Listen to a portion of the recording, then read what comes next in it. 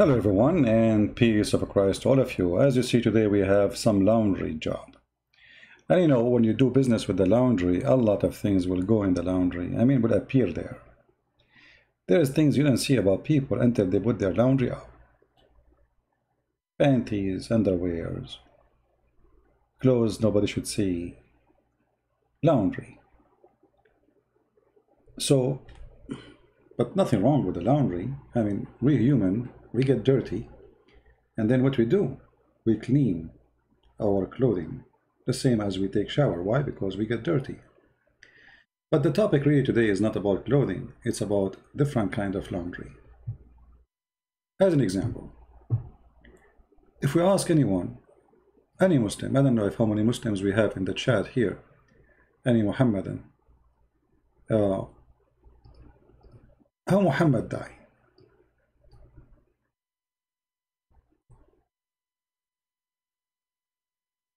How Muhammad died.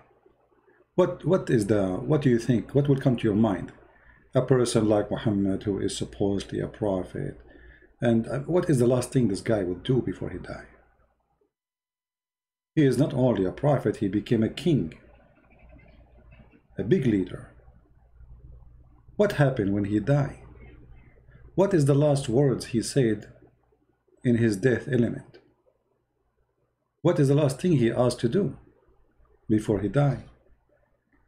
Many questions, and all of them, they will lead you to say, well, it must be something really great. He died as a respected leader, and he did what all big leaders do: say some wise words, say final statement which nobody really say before he go and die. The answer is very simple. Muhammad did not do any of that. The last request Muhammad he asked for before he died is to pee. To pee. You see, usually people who have a gift, they feel their death is coming. Especially we are talking about somebody supposedly he's a prophet of God.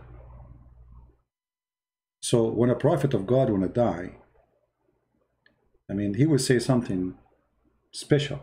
He knew what's going to happen. The Muslims, they say that Jesus himself was a prophet. Jesus, as we know, he died on the cross. And in the last moment of his life in this earth, as before crucifixion, because there is life before and after crucifixion,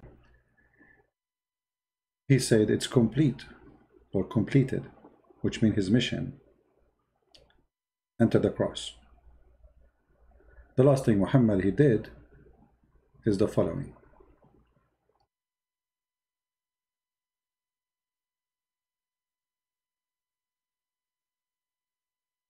Aisha, she said that they say that the Prophet made a will for Ali, but he called for passing in which he urinated. Then he went to floss it suddenly and he died. Different hadith.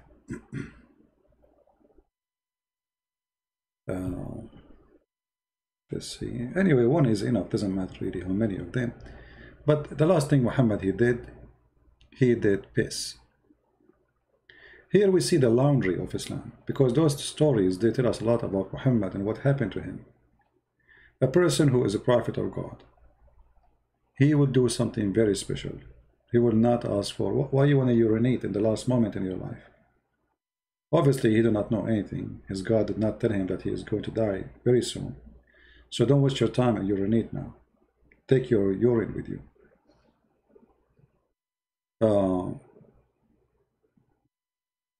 Let us see a different thing. If I take this word, dust, and I put the word dust here. Dust means like a big dish, wide open dish. Usually, like, you can use it for doing laundry or even cooking. One of the wives of Allah, apostle, joined in itikaf, and she noticed a blood and yellowish discharge from her private part, and then she put under her a dish and she prayed. What is this? Why we are even reading this? That is the laundry. A woman, her name is Aisha. Let us assume that Aisha today is alive. How many millions will be subscribing to her account in Twitter or Facebook? And then now Aisha, she appears every morning or night, and she sends some news to the followers, the fan, the worshippers. And then she say, well, you know what, when we do, etc., and we notice some drop of blood coming from our, I mean, like here they are saying private part. Private part. Okay. And what is coming from there? Yellowish discharge. If you are a person who study medicine, I mean, if you're a doctor, you will know that this is about infection. Obviously, somebody is infected with some diseases. It might be sexual disease. Because why she have yellowish discharge? You can go and search do some search and go over. So here, this is the laundry of Muhammad is published, and the laundry doesn't make any good for Muhammad. The first question I will ask myself when I read this: what kind of a woman this woman is to go out and tell what is coming from her private part? I mean, what is the business of any of us? Why people need to know? The quality of the person is the quality of his wisdom, his talk. This is the wisdom of Islam. So now the prophet here, he hear his wife saying this. He don't get upset. The one they call him the prophet. You see, I'm calling him the prophet just for comedy. Where is decency? Where in the Muslim they say women Islam is they are different from other. They are shy. Do you see any shyness in talking about what coming from your private part?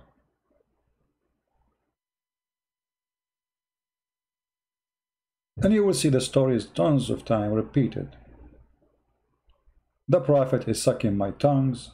The prophet is sucking my lips.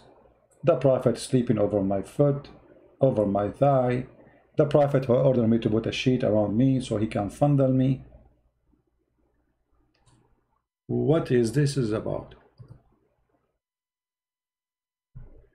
When Muhammad died, or before he died, you will see Muhammad, he cannot even carry his body. As you see here the story, I asked Aisha, the mother of the believer, supposedly she is, tell me about the sickness of Allah Messenger. She said, he felt pain and started to spit over his body. I mean, if you remember, in the Bible is speaking about Jesus, he spat, and he put his spat on, mix it with the dirt, and he put it in the eye of the blind man, and he made him see. Muhammad, not only he cannot heal anyone, he have no miracles, his spit all over his body. Now, do you see it? It's not me who is saying that. The spitting of Muhammad is all over his body. Question. The Muslims, they say, well, Jesus, if he is Son of God, there is no way that God, the Father, will let his Son to be humiliated. Okay. But that means Islam should accept that Jesus is God, for Jesus was not humiliated in the cross, according to Islam. He was saved. Here you see the double standard of the logic. Secondly, when somebody spit on you is humiliation. What about you spit on yourself? What does that mean? Where is the God of Muhammad? Somebody want to insult me, he spit on me. Okay, I have no control over other people's behavior. However, they will be punished for their behavior sooner or later. You can do whatever you want. You can even spit at God. But when a person, he is a prophet of God, and he so sick to the point he cannot even control his saliva, and his saliva is all over the place, and he spit on his body.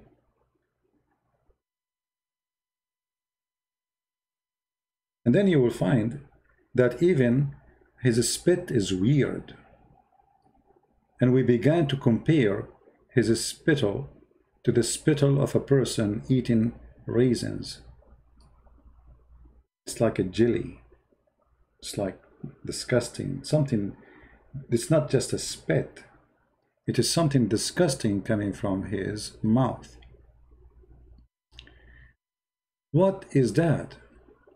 Why the honorable prophet, as Muslims they call him, and he is the most important person for Allah, as the Muslim they claim, how come he reached a point that he is spitting all over himself, and his spit is very ugly and disgusting? No answer.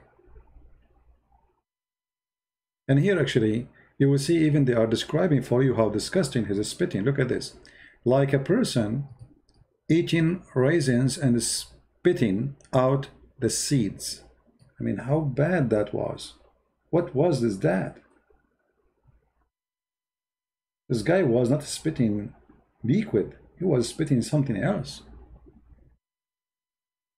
You know what I mean? And this is confirmed that Muhammad, he died by poison, as we see in the other hadith, where Aisha, she said that Muhammad, he was suffering from poison and he died by poison, as we see here in this hadith.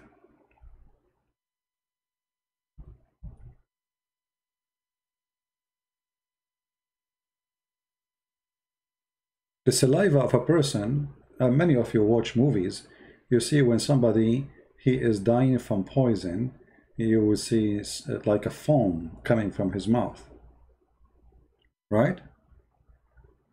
It's like a foam.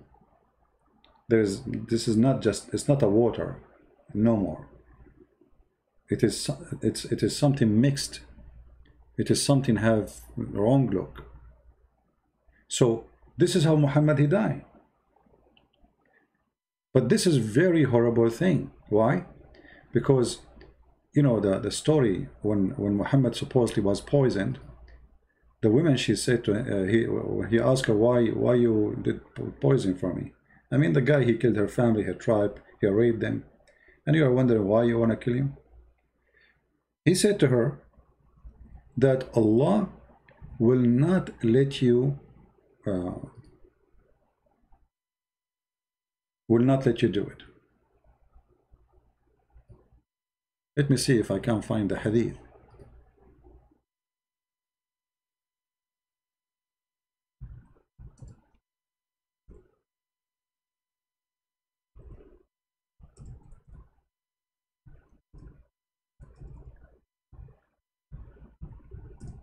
So we can understand more. And for us, the importance of those things, that now we knew from those hadith a lot of things which is exposing Muhammad to us. Let us see here.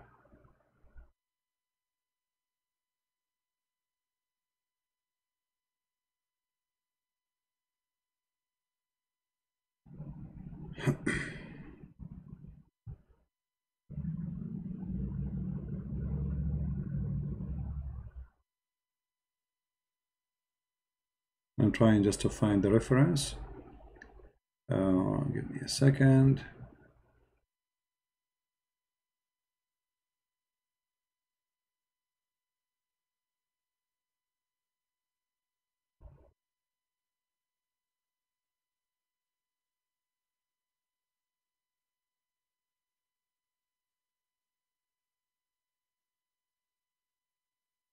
Anyway, I will try to post it later, show it later. But anyway, Muhammad, he said to the women, actually you can watch videos of a sheikh, his name Yasser Habib. He explained about this hadith, about the Muhammad, he said to her that Allah will not let you accomplish your mission, which means killing me by poison. But as you see, he died by poison. And the foam is coming from his mouth, is confirming how he died. Now, the Shia, they accuse Aisha, that she is the one who caused the death of Muhammad, claiming that it's no way that a poison you ate way long before is the same poison killed Muhammad. They agree it's a poison. He died by poison. But they believe the one who killed Muhammad really, it was Aisha and Hafsa. So their parents can take over Muhammad, leadership, because it became a huge business. But those laundry, they are priceless, because when Muhammad he say, I feel as if my aorta is being cut off from the poison I ate at Khaybar, and he mentioned by himself that which poison is killing him. You see, this is the weakness of the Shia argument against Aisha, because they say that Aisha is the one who killed him. But as you see here, Muhammad saying that the one he killed him is the poison which he ate at Khaybar. However, here the story have a weakness too. Why? Because the one who reported the story is Aisha herself, and she is the one who accused by the murder. So it's possibly that Aisha said or added the word Khaybar. However, the Muslim consider this book as a Sahih, and we are talking about the Muslim Sunni, the one who do breastfeeding for adult. The Shia and the Sunni, now there is major differences between them. The Shia, they practice muta, which is not a practice by the Sunni. They practice, but they have different name, like they have zawaj friend marriage, which means you marry a woman, you with her in the hotel, or you want to have sex only, but she don't go and live with you in the home, at home. They have like a student marriage, like you want to go study overseas, you find a girl, you lie to her, you marry her for a month or two, because supposedly this is marriage, this is not prostitution, you know. And when you are leaving in the airport, you send her a text message, you say to her, bye-bye, I'm done with you, I was a student. So they have many kind of those marriages, temporary marriage for just fun, which means they have muta, and the women, she get payment for it. However, the Shia and the Sunni, both of them, they agree that Muhammad was killed. The Sunni agree that Muhammad's statement here is accurate. Actually, I saw an idiot, he is from Malaysia, he says that the word orta, I saw the video actually of David Wood. I like it when Muslims, they try to make a statement, and the funny, those who speak Arabic don't dare to call us, and if they try to defend, they get themselves busted. There's a page which is dictionary, English Arabic dictionary, owned by Muslims, run by Muslims. It's called Al-Ma'ani. Let me see if I can open it. Here we go. This is Al-Ma'ani website. So here you can post any word you want. You can copy it, and you can find out what is really the meaning of the word. So as an example here, the word about the poison. Here it says orta, right? Okay, I can copy the word here. This is the word in Arabic, abhari. And then it should be abhar, because this is the origin of the word. And then post it in the dictionary. And we will see if it's mean orta or mean something else. They say the word in the Quran is used as a different word. It's the same. Abhar is artery, aorta, which the blood carries from the left side of the heart. You see it? If we go to the Quran, we will find the same, different word, but it's the same meaning. Let us go to the Quran.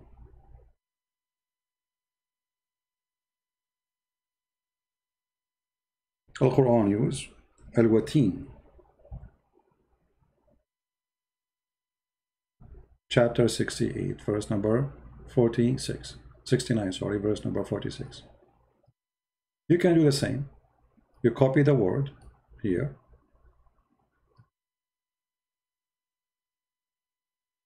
You take it to the dictionary, the same dictionary, the same page. We will not change anything.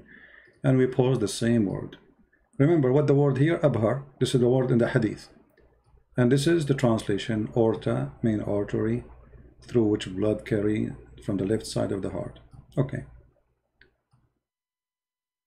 We will post now the word from the Quran, watin, as it is. look at the translation. Do you see it? The same, exactly the same thing. So there's desperately a bunch of idiot kids, like this guy. He's big like an elephant, but he is have a brain like an ant. Both of them, they have the same meaning. It's different word, but the same part of the body. So this laundry here exposed something for us very important, that this verse in the Hadith is saying that if Muhammad was lying, this is why this is important. It says here, تنزيل من رب العالمين ولو تقول علينا بعض الأقاويل لأخذنا منه باليمين ثم لقطعنا منه الوتين. What does that mean? Translation of the Muhammadan, which is funny. This message sent down from the Lord of the world. And if the messenger were to invent any of a saying in our name, we should certainly seize him from his right hand, and we should certainly then cut off his artery. Do you see it? So even the Muslim translation, in their own translation, it says the word artery. So this laundry exposed for us many things about Muhammad. Muhammad, before he died, he went to piss. Muhammad have dead dogs under his bed and he don't notice, which is telling me how stinky he is. I mean, if a rat die in the house, all your house will be stinky. So how about a dog? He's dead. And then the dog under the bed, and this is why the angels cannot get inside the house, which is very funny and stupid. And then we find that Muhammad died by poison, and he himself describing that his aorta is being cut off. But isn't it him who delivered for us a verse in the Quran saying that Allah, his God, told him that if Muhammad is lying, telling the people supposedly, if Muhammad is lying, I'm going to cut his artery. And then we find that his artery is being cut off. Now, here you might find some Muslims getting so smart. And I like it when Muslims, they get smart, by the way, because it's a comedy.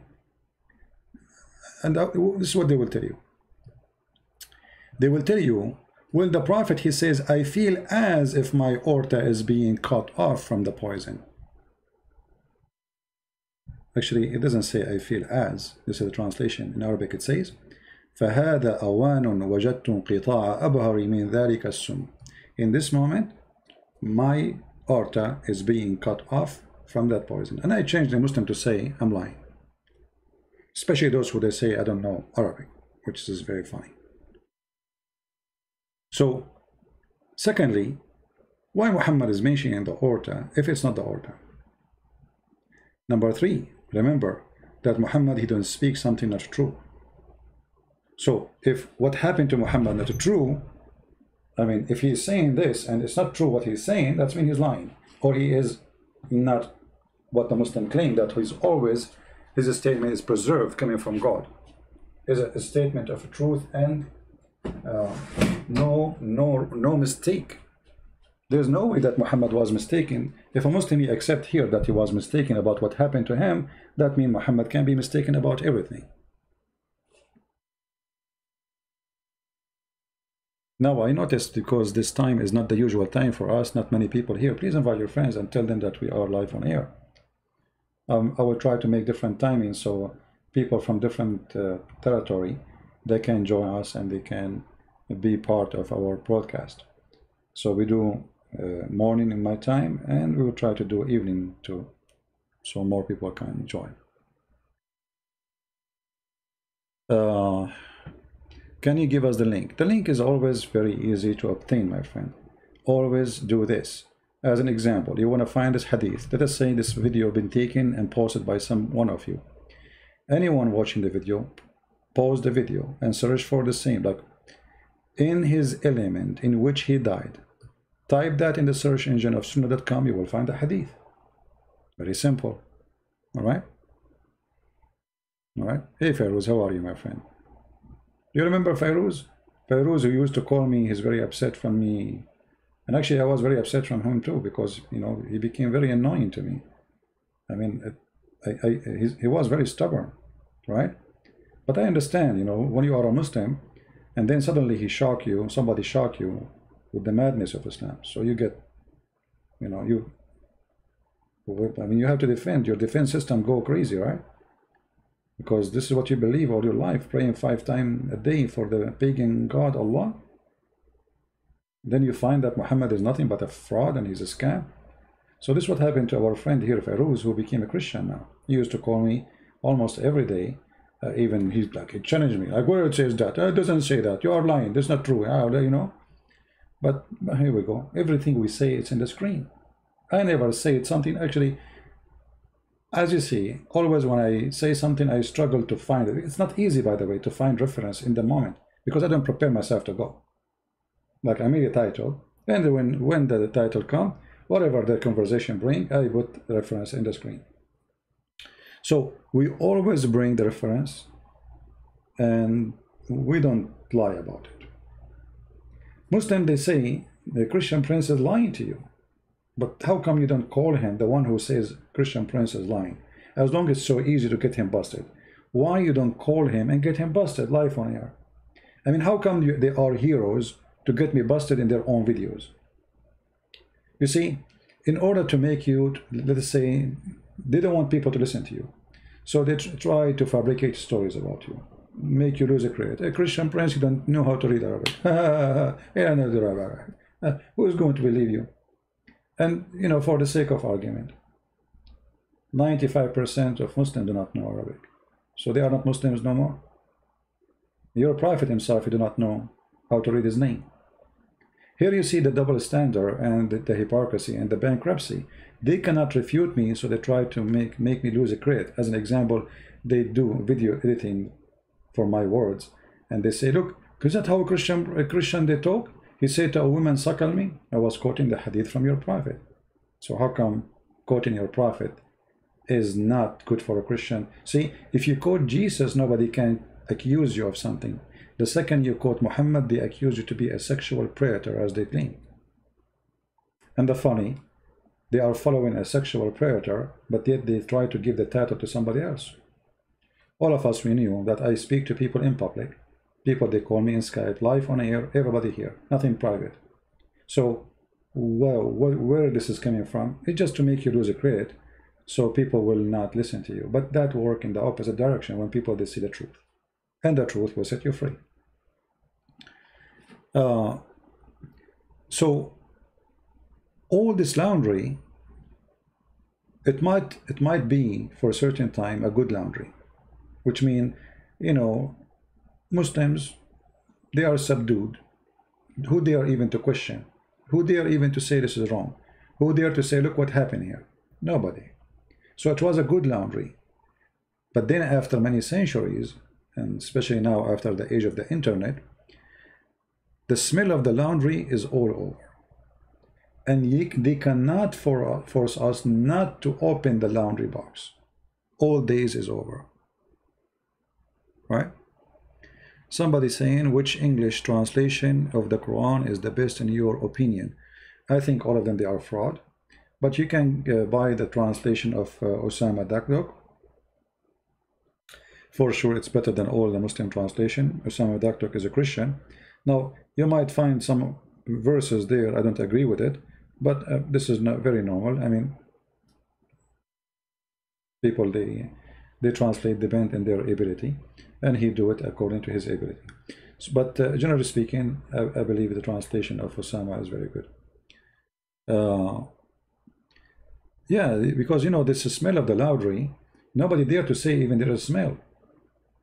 Like Yasser Qadi, he said, you remember Yasser Qadi in this video?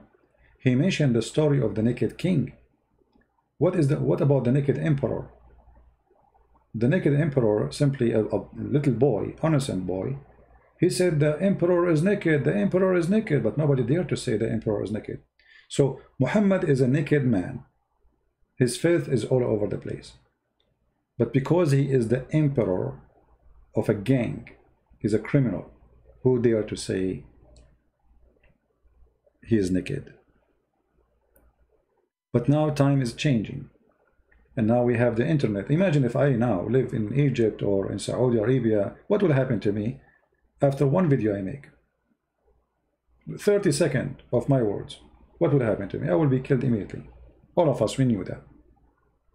So they were able to uh, silence people for generations.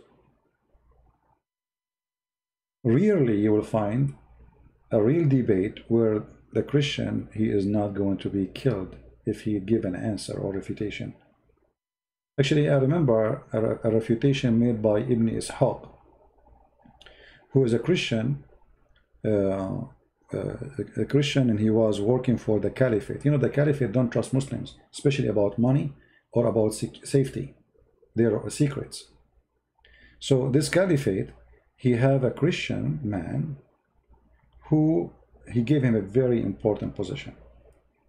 And then this Christian man, a Muslim sheikh, big sheikh, he sent him a letter asking him to convert to Islam. The Christian man, he answered him in a letter, which is, if you read it, you will die laughing. I mean, this guy, he humiliated Muhammad as if he don't live in Islamic State. It looked like this guy, he decided to, I don't care, they want to kill me, let them kill me. Now, when he did that letter, they try actually to make the caliphate, nobody dare to touch him because he is the man of the caliphate. But they came to the caliphate, they asked him to kill him. The caliphate, he cannot lose this man. He is very wise, very smart, and he need him badly, and they don't trust anyone. So he said, well, if you did not send that letter to him, you will not get that letter from him too. Anyway, I wish one day I can translate that debate, because it's very interesting how he make fun of Muhammad and how he not only cornered this big sheikh in the time of the caliphate, he smashed him. He smashed him, and he actually, even he called Muhammad Sahibakum, which means your friend. He don't call him a prophet. About your friend, the one you want me to believe in him. I mean, look how he's talking. This guy is talking as if he is living like in a safe, secure place, when those are a bunch of criminals. They slaughter people for any reason, and he's a Christian. Remember that. So this laundry is very important for us.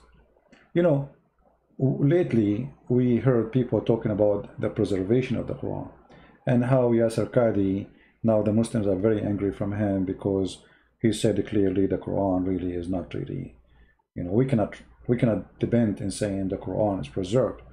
And he said the whole system have holes in it, whatever. But preservation of the Quran is for our benefit, which means I wish not even a single word from the Quran or the Hadith is gone. But sadly, this is not the story. As an example, Umar al-Khattab, he said the Quran was more than 1,027,000 words, which mean more than 80% of the Quran is gone. So the bigger the Quran, actually, the better for us to laugh. The more we will have comedy, and the more we will see and know more about the filth of Muhammad. The less pages we have in the Quran and in the Hadith, the less we know, and the less we'll laugh about Muhammad. As an example, as we see here, imagine if this, how important if this Hadith, I mean, if it's not there, we will miss a lot. You know what I mean? So it's for benefit of us as a Christians that none of the Quran will be destroyed and none of the Hadith will be destroyed. However, you need to notice that those who collected the Hadith, they themselves, they agreed that a lot of stories about the Prophet is being deleted, for it is not suitable to be mentioned or to be about the Prophet. So what we have today is about all the filter and all the detergent they use in the laundry, which means this is the clean laundry supposedly. This is the clean laundry, and look how dirty it is. So after the filtration, we have this. So what about before the filtration?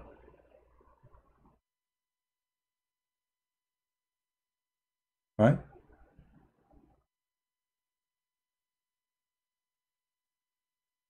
Do we have any Muslim have anything to say?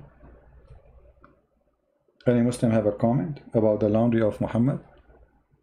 This is my challenge to the Muslims. Name for me one thing, one book, a story. It doesn't fit under the category of laundry in your religion. Anything. Any Muslim can tell us?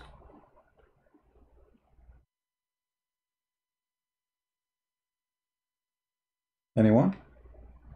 Just to show you how sure I am that Islam is nothing but a dirty laundry.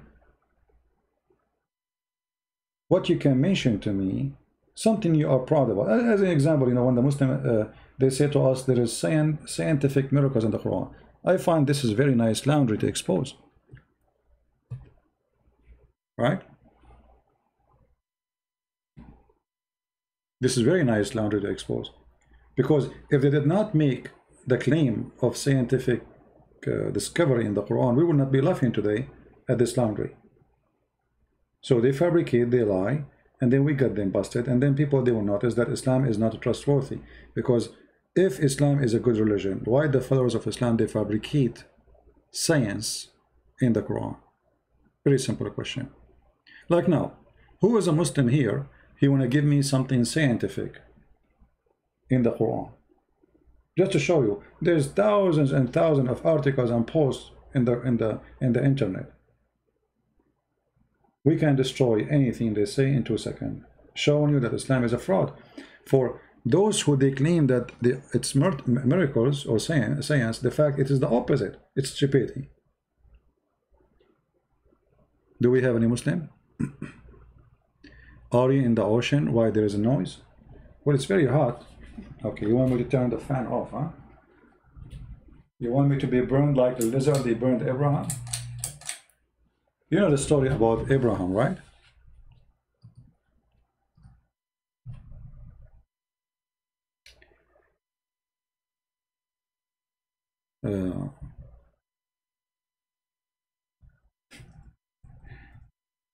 I mean, when you hear Muhammad telling stories, you ask yourself, I mean, those stories, I mean, how are we adult? Are we kids?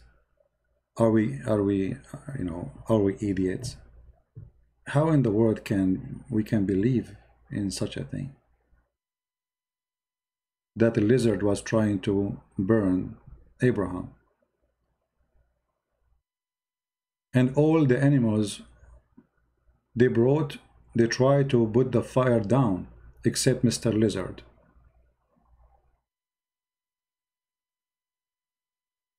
How we can believe in this?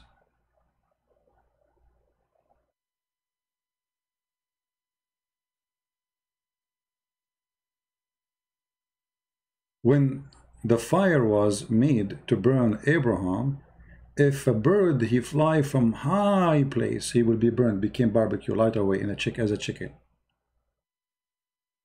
And then the lizard, you know, is the one was behind all this flame. Like if you know, if you remember, if you go in the Quran where it says, "Qulna ya naran kuni bardan wa salama," you know, if we go in the Quran, we will find the story here. In chapter 21, verse number 69. You know? So, who in the world is going to believe in this?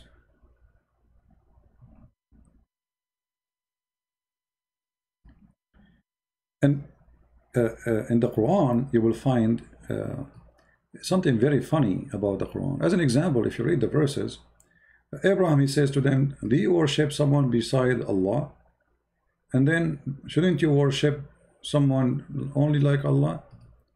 And then, suddenly, and when they burn him, okay, they told him, let your God protect you. And then he said, Allah said to him, okay, be fire, be cool on him. Okay, and then suddenly, well, the stories changed. What happened? Who are those people? What happened? Where? When? No, nothing. You know? Where does the story happen? What location? Which city? Which town? You read the whole chapter, you find nothing. It's just a stupid thing. And you will find there is no connection between the beginning of the chapters and then the verses after. Suddenly, Abraham appears in the story, and suddenly, Abraham will be burned. And then Muhammad, he come with the story about the lizard who wanna kill the prophet.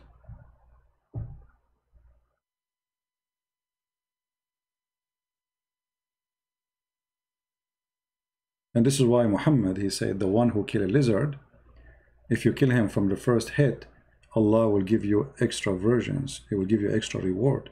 You know the reward of Allah.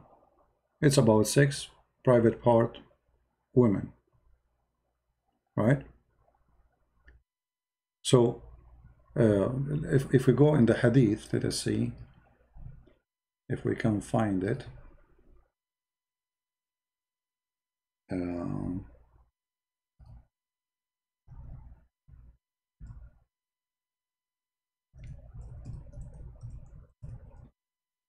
Let me find the reference. Give me a second. Let us search for this.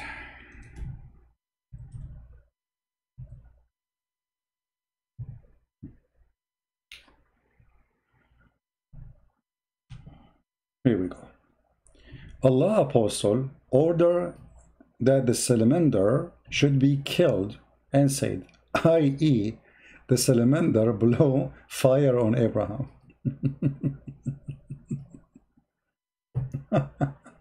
This is laundry. This is a priceless laundry. If we go just to search for pictures here, let us search for what is called salamander. What is salamander? Because some don't maybe know what it is. Salamander. Salamander is a little tiny lizard, you know. You can hold it in your hand. It's very tiny. For sure, like this is not the same one in the desert. It's different color usually. It's, you know, it's not a big deal. It's a small tiny animal, eat insect. You can find it in the wall of your house if you live in a warm area like Indonesia. So how this salamander did try to burn Abraham?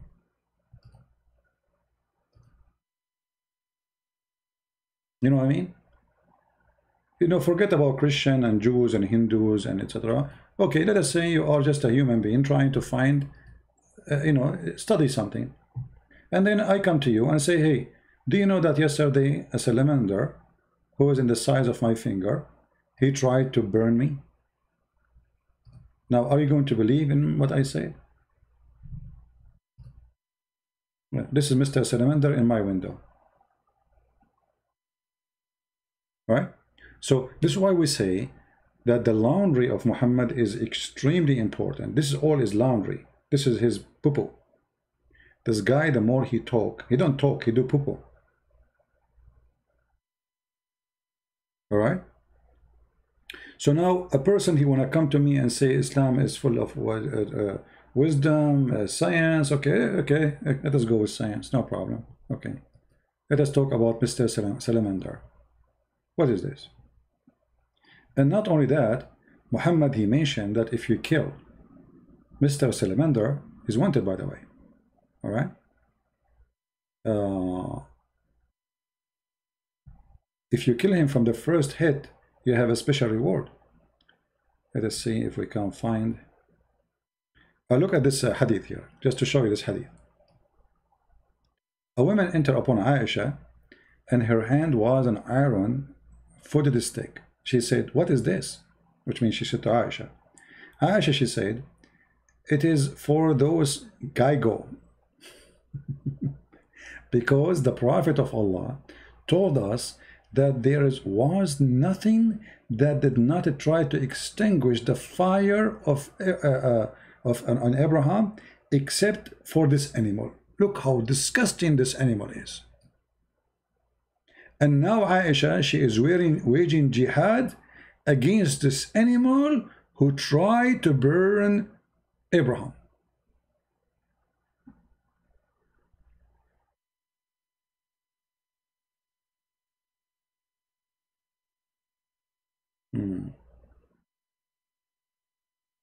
Do we have any Muslim have any comment? Yeah, Gaigo, yeah, Gaigo. Mr. Gaigo.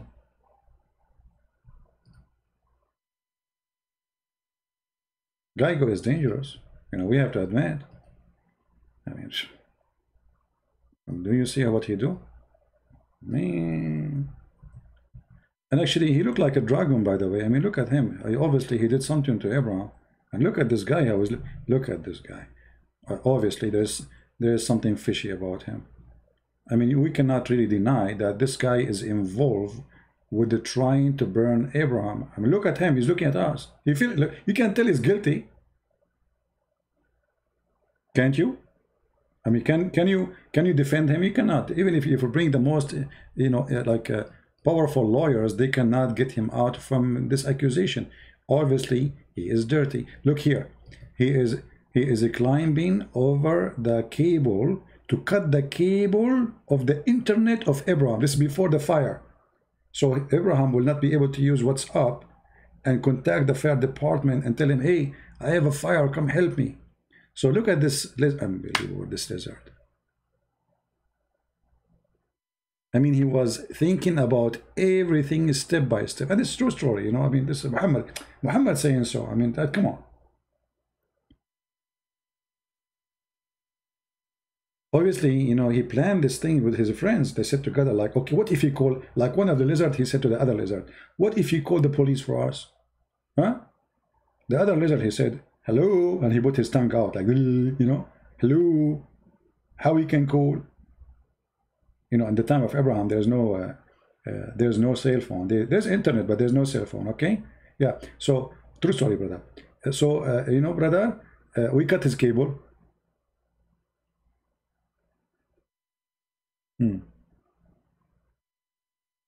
This is laundry. This is the laundry of Muhammad. This is why we say it's priceless.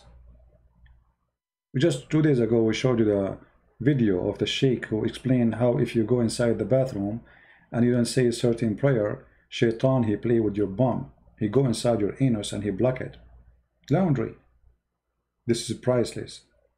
Or the hadith, if you don't say a prayer, shaitan, he will round himself around the private part of the man and he will be doing the women. That's laundry. Priceless. Or Muhammad is speaking about that if a man have orgasm first, the baby will be a boy. If the woman have orgasm first, the baby will be a girl. Will resemble the father or the mother. You know? This is all is laundry, and it's a priceless laundry. I'm so glad that this laundry is still there, dirty. And by the way, this is after cleaning, after many cleaning. Actually, Erdogan, the filthy Erdogan, he made a conference, I think 2 years ago. Every 2 years, I think they have a conference, trying to delete all the hadith, which is supposedly not suitable to be about the Prophet. They're trying to filter more, but it's too late. I mean, they are already there. It's impossible. Not in the age of the internet. They maybe they will be successful if they do that from the time of Uthman, or even maybe 200 years after, 300 years after, but not now. Now it's all over, published everywhere.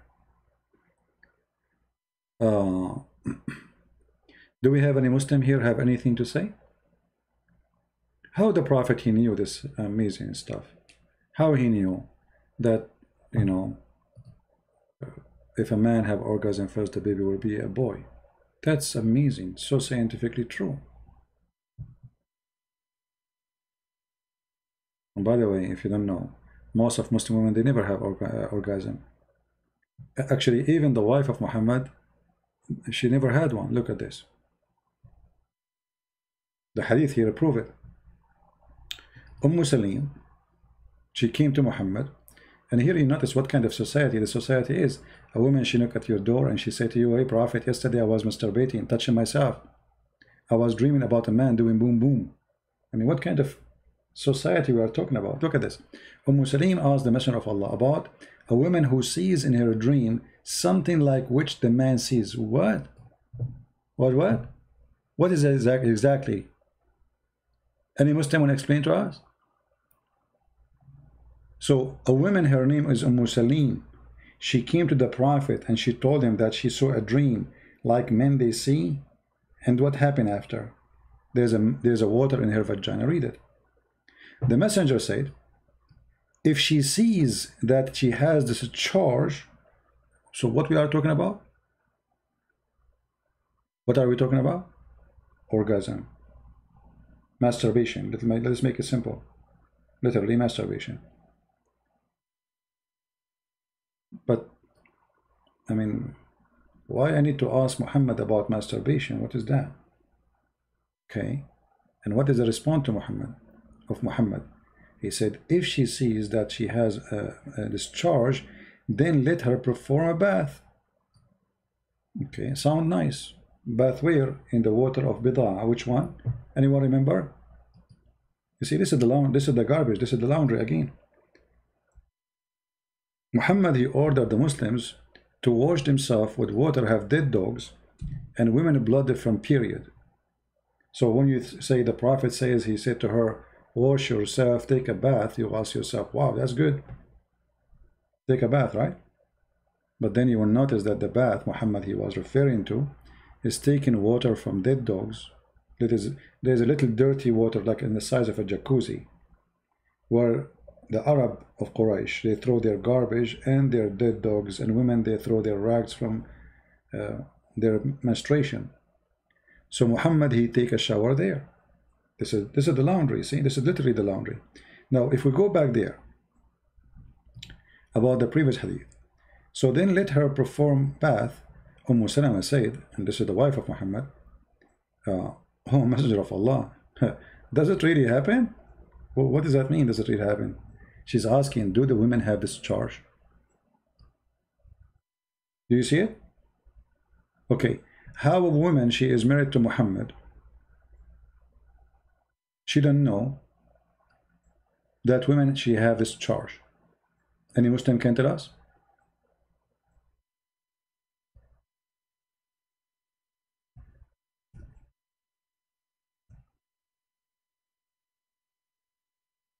Any Muslim? How the wife of Muhammad, she never heard of a woman she have orgasm.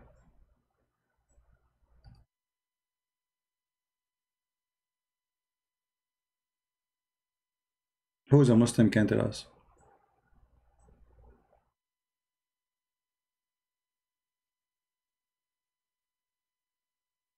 Anyone? So when we say that Muhammad he have a sexual problem, it's obvious. You see, whatever Muslim they say about Muhammad, obviously Muhammad he cannot have sex. I think he cannot have sex. The woman she's asking, do really such a thing happen? About what? About discharge. He said yes. The water of the man is thick and white, and the water of the woman is thin and yellow. Okay. So how come Salama, she never heard of the water of the women? She is a woman. She is the wife of Muhammad. Muhammad was doing what in the bedroom? Watching cartoon? Going live like Christian Prince?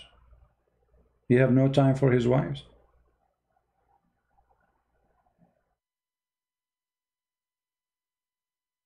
Anti-ignorance, my friend. If you live in the Middle East, you open the TV, praise be to Allah, praise to be the Muhammad. If you open the radio, it's the same. You go to school, nobody, you know, those things, nobody there to talk about. And actually, they try always to mute those things. I receive many emails from YouTube about the government of Pakistan, Saudi Arabia.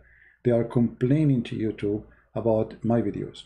So this is how they, you know, and if somebody watched them and he decide how he can leave, they will kill him. I mean, look like you don't have an idea what we are talking about. This is a gang system. This is a mafia. You can't get in, you cannot get out. So in order to get out, you need a revolution to change the system. Like what will happen sooner or later in Iran. I believe Iran, when the regime, the Islamic regime collapse, Islam will collapse for centuries to come. Same as in Turkey. As soon as Erdogan collapsed, Turkey will go back to what it used to be. Actually, Turkey is the same as it used to be. I mean, nightclub, go in Turkey, you know, the woman short there is not even a bikini. Even the bikini is shorter than the short of a Turkish woman is shorter than a bikini. I remember when I was taking class, you know, English class. There was two Turkish women, they come to our class. When the Turkish women, they are there, we have like 40 guys in our classroom. If they are not there, our classroom is not even having 10. All the guys in the school, they come to our classroom when those Turkish girls there, because their short is not even the teacher, he don't look at them because it's shy to look. The teacher is so shy, he can't even look like the guy, he don't know what to do. He put his head everywhere, trying to avoid looking at them, because their clothes, it's not even going to the beach. You know, I wish it was for the beach. I mean, it's like very embarrassing. And then when they ask him questions, you can tell. I mean, those. But I'm not saying all Turkish women are the same. But I'm saying in Turkey, where is Islam? Erdogan, he recited the Quran. Now he's trying to make Hagia Sophia a mosque. Yeah, try make it. You know, we will have it back. Don't worry, sooner or later. So the appearance in the front, they fight for Islam, they defend Islam, they try to enforce Islam, but Islam is gone. Islam already is a history. All those who claim that they are defending Islam, as an example, Egypt. In Egypt, there's a lot of Muslims are crazy to defend Islam, but not even a single one of them, he practice Islam.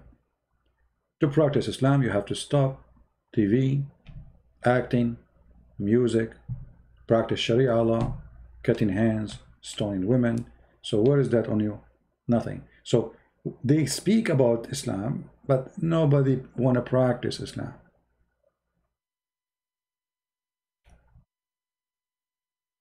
No problem. See, when they campaign not to watch my videos, more people come and watch my videos. Like, you know, like now we have, because this is the wrong time for me, this is not the normal time, that's why I don't have too many. About 670 people right now, not too many. But this video, you take it, you post it in an Indonesian channel, and after one day you will have 20,000 people saw it. So they try to fight me, it worked the opposite way. Ya'juj wa Ma'juj. Well, today we are talking about the laundry of Muhammad, but as long as you mention Ya'juj wa Ma'juj, no problem, we can talk a little bit about it. Another stupidity of Muhammad. You see, Ya'juj wa Ma'juj, those are, Muhammad always is a thief. He takes stories from other people, but he add to it. He add, and mostly he takes stories from people who add many things to it. It's like, you know, gossip, you know, the gossip. So let us say, today I have a fire in my house. I was using the matches and I burned a paper. I tell it to you. Then the guy, he go out and he says, Christian Prince, he burned a box, but I told him I burned a paper. Then you take it and you take it to other person, he says he burned his car. And then the other person, so Muhammad, obviously he carries stories from stories, and because he is a fraud, whatever story he hear, he put them in his books. So according to Muhammad, there is a group of people, they are called Gog and Magog. And in his time, Muhammad, he claimed that Gog and Magog, they are going to be there soon, they are coming out. What this is about? If you remember in the Quran, in the chapter of the cave, where the people of Gog and Magog, they are, by the way, we call them people, but they are not a human. Gog and Magog, they are creatures. They have a funny look. Like their right ear is so big, they sleep inside it. Each one of them, he can have sex until he can have 1,000 baby. All right. So the percentage of Gog and Magog to us as a human is 1 to 1,000. So if we are 7 billion right now, that's mean Gog and Magog already 7 trillion. You know, I'm not sure if I'm correct with the numbers. It's 1 to 1,000. So if we are every 1 billion, you have to make it 1,000 more. So Muhammad, he come with those stories, and those stories are very funny and stupid. And if you remember in the Quran, where Zulqarnain, after he found where the sun set in the dirty water, which another pupil of Muhammad, they told him that there is people who they are called Gog and Magog, and they need a solution to stop them from killing them. Chapter 18, verse number 94. So they told him, can you build a dam for us, between us and them? And then Zulqarnain, the man with the two horn, even the name is horrible, he built a dam between them. He said, bring me a block of iron, and you know, he filled the space between the two mountains, and that's it. Supposedly those people, they cannot go through. Right now, every day those Gog, Magog, they are digging in the wall trying to get through. All right? And then what happened? Each time they finish their job before the sun set in murky water, as the verse says, as you know, they forget to say when they dig, inshallah. So when they leave Allah, He make the wall as it was before, so they can't get in.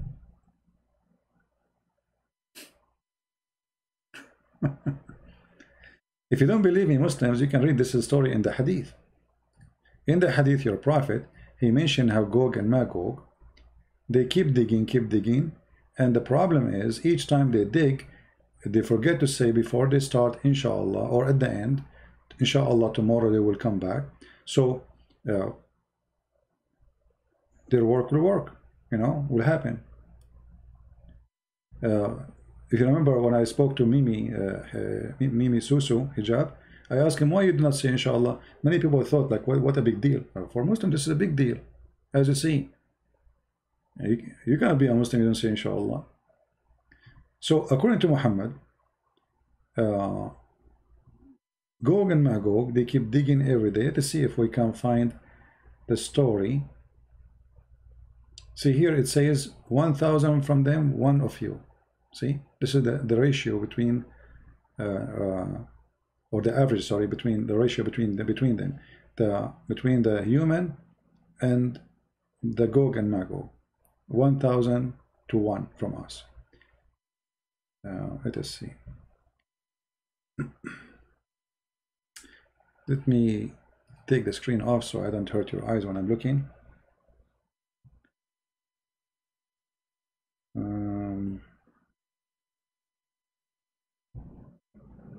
I'm trying to find the Hadith.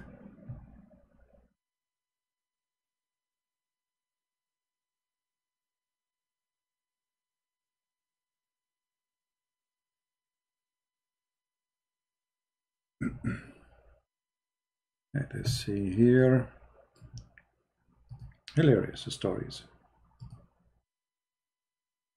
Islam perfectly made by a fool for the fool.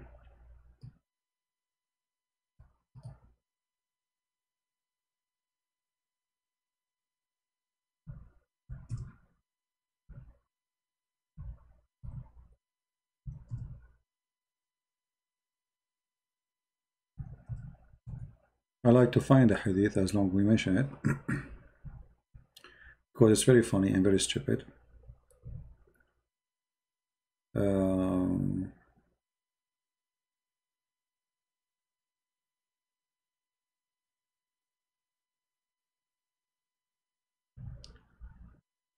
So simply the story that each time they dig, when they finish, before they come back in the second day, they forget to say inshallah, and this is how Allah, He fixed it.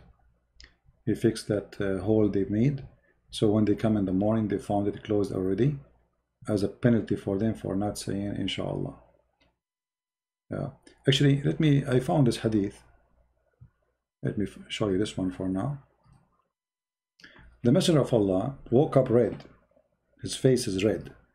And this is a proof that Muhammad was a white man. And said, La ilaha illallah. O we to the Arab, from an evil has drawn nigh. Today a hole has been opened in the barrier of Gog and Magog. And he gestured to indicate the size of the hole. So Muhammad, he's claiming that Gog and Magog already coming out in his time, this prophecy, saying, oh, to the Arab, you see, the Muslims at that time is only the Arab. But this was 1400 years ago, and it's still until now nothing happened. All right.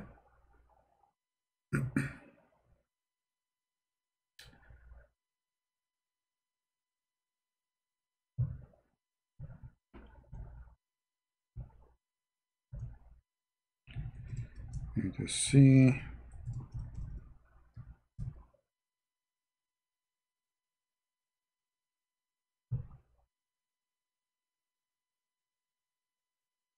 Yeah, I think now we will find it. I hate to mention something without giving reference, because as you know, we show reference in the screen, and yet the Muslims, they say he's lying. So what if about we don't show it? Uh, this is the reference. It's Sahih. This is from Jami' al-Tirmidhi. It says here that, you know, in that day, those people of Gog and Magog, they keep digging until the, you know, the night come. And then their leader says, go back so you can penetrate in it tomorrow. Penetrate where? In the wall which is built by the man with the two horns, the prophet of Allah, the one who found the sunset in the murky water. And then he mentioned that if Allah wills. When he mentioned if Allah will, they will find the hole left as they left it, which means all the time they were digging. Each time they dig, so they go back in the second day and they found that the hole is fixed. Allah, he fixed it. Why? Because they are not saying inshallah, if Allah wills. But when one day their leader, he remembered to say that word, and then when they come back, they will find the hole in the dam is not fixed, so they can go through. Now, who in the world will believe in such a garbage? It's just about saying inshallah. You know what I mean? And then they will go and they will start attacking the Muslims and the Arabs specifically. And not only that, they will attack Mecca, and then the Arab, they will use the arrows of those Gog and Magog, and they make fire from it for 7 years. Arrows. Is that enough to prove that Muhammad is a false prophet? Is it? Because you see, a Muslim can say it's a missile, but it says they will make wood for fire from it for 7 years.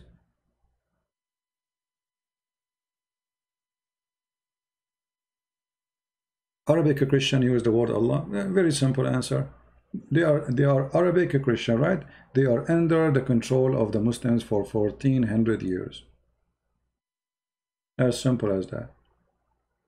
Before that time, nobody used that word. So they have a false translation in Arabic using the word Allah. This is a false translation. Every time the word Allah appear in Arabic Bible translation or Indonesian translation, that word either should be replaced by the word Lord or Yahweh if it says Yahweh. This is a false translation. Very simple. There is no need for explanation. I can make now translation, and instead of saying Yahweh, I say Buddha. That doesn't make it right. Right? It's a translation. And those, because they live under Islamic occupation and authority, they use the word Allah to taqiyya, you know, which is hypocrisy. False. They should not do it. In Malaysia, as an example, the court, the Muslims, they were upset that the Christians are using the word Allah, and they are right. The Muslim there, they were upset that churches there, they are using the word Allah. And the Muslim, they said, but this is Allah, is the name of our God. What do you have to do with it? And they are right. They are not right about stopping you from using it. I mean, none of your business. People should be free. But they are right that this is really the name of their God. Have nothing to do with you as a Christian.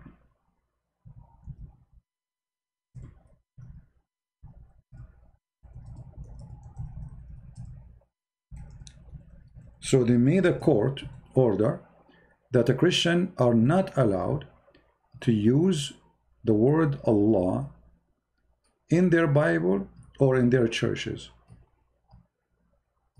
And I support that. But you might ask yourself, why the Muhammadan, they made this case?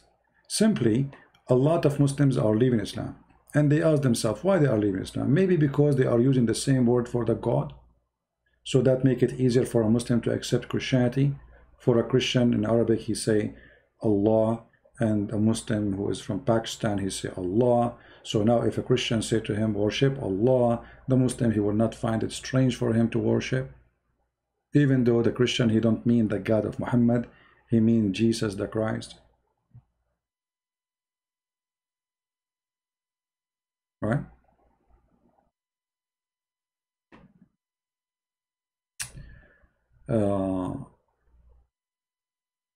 Allah is also used other Christians as God? How is it? Where is that? What do you mean? What do you mean Allah is also used other Christians as God? I just told you, anyone who use it, those who use it is people who live under the Islamic authority. Even if you go abroad, you live all your life in the Middle East or Indonesia, you learn to call him Allah, so it became part of your culture. But this is wrong. Again, the one who is saying can we have the link, my friend, just type in Google the same title you see. Anything you see in the screen, you can type it, you will find the reference. All right? No, Muslim is not about confuse. It's about how we can stop Christians from converting Muslims out of Islam. This is the whole story. If I am a king in a Christian kingdom, I will make a law that anyone who used the word Allah, he is not considered to be Christian. Let us say announcement, not a law. I will speak my opinion as a king. If you say that you worship Allah, either you mean the God of Muhammad, or you don't mean him. The Christian will say, I don't mean Muhammad God, I mean Jesus. So why you use the word Allah? Jesus have a name. Use the correct name of Christ. Right?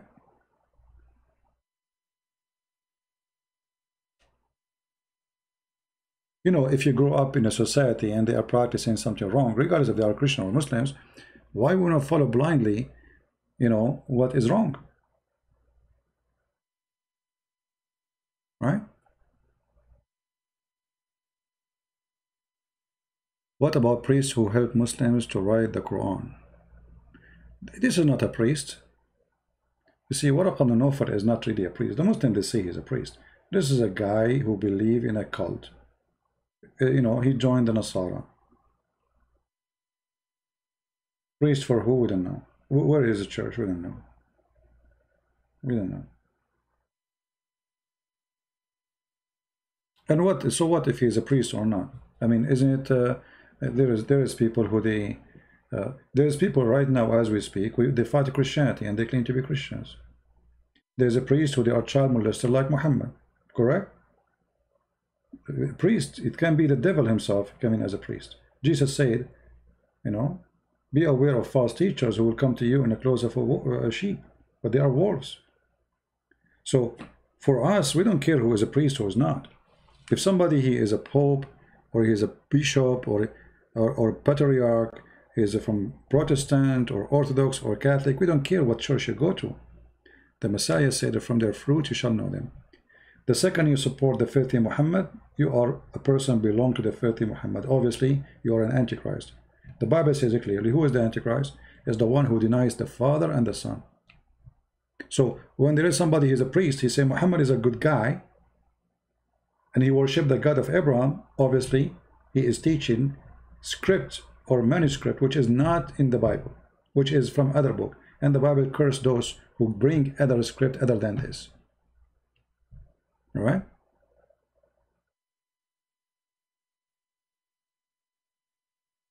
No, we should not mention the word Allah mean Jesus at all. You should not mention the word Allah at all. Why you want to mention it? Don't mention it, man.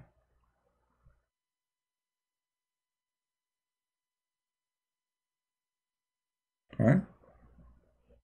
Yeah, there's a lot of people, they are fraud. You know, don't be misguided by titles like priest or rabbi. There are a lot of people doing business. If right now a Christian prince, he instead of writing books, you see, I'm giving my books for free. Almost my income from the books almost is zero, because almost my books is for free, and you know. But if I write my books and my book saying Muhammad is a great prophet, can you imagine how much support I will get? How much Muslims they will support me? And Arab Christians exposing all the other Christians. Read his book. Christian Prince made a book, says the most 10 influence people in the world. #1 is Muhammad. You know, then you will get all the devil support. When you are against the devil, the support is little. Like right now, I have a Patreon, right? Maybe many of you do not know that maybe 90% of people in Patreon, they are just signing names. They are not really donating. There's very few people who support and help by donation.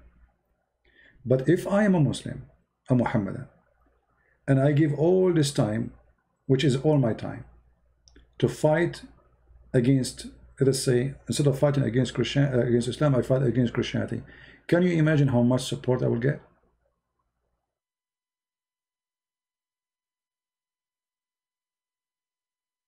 The devil always support the evil one. And the more you fight the devil, the more you will suffer. Look at Sam Shamoun. Sam Shamoun, he don't even have a house. Poor guy. This guy, he don't deserve that. All the work he did, he don't get support. David Wood, I mean, maybe now he is doing better. So you will see that those who fight the devil,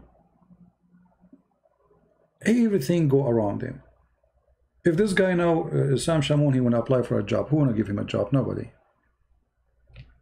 People will be worried about having him in their company. How he will make living. Who is going to support him?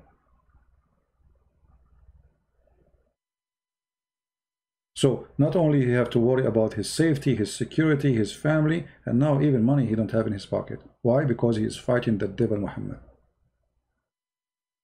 And the same for the rest of us.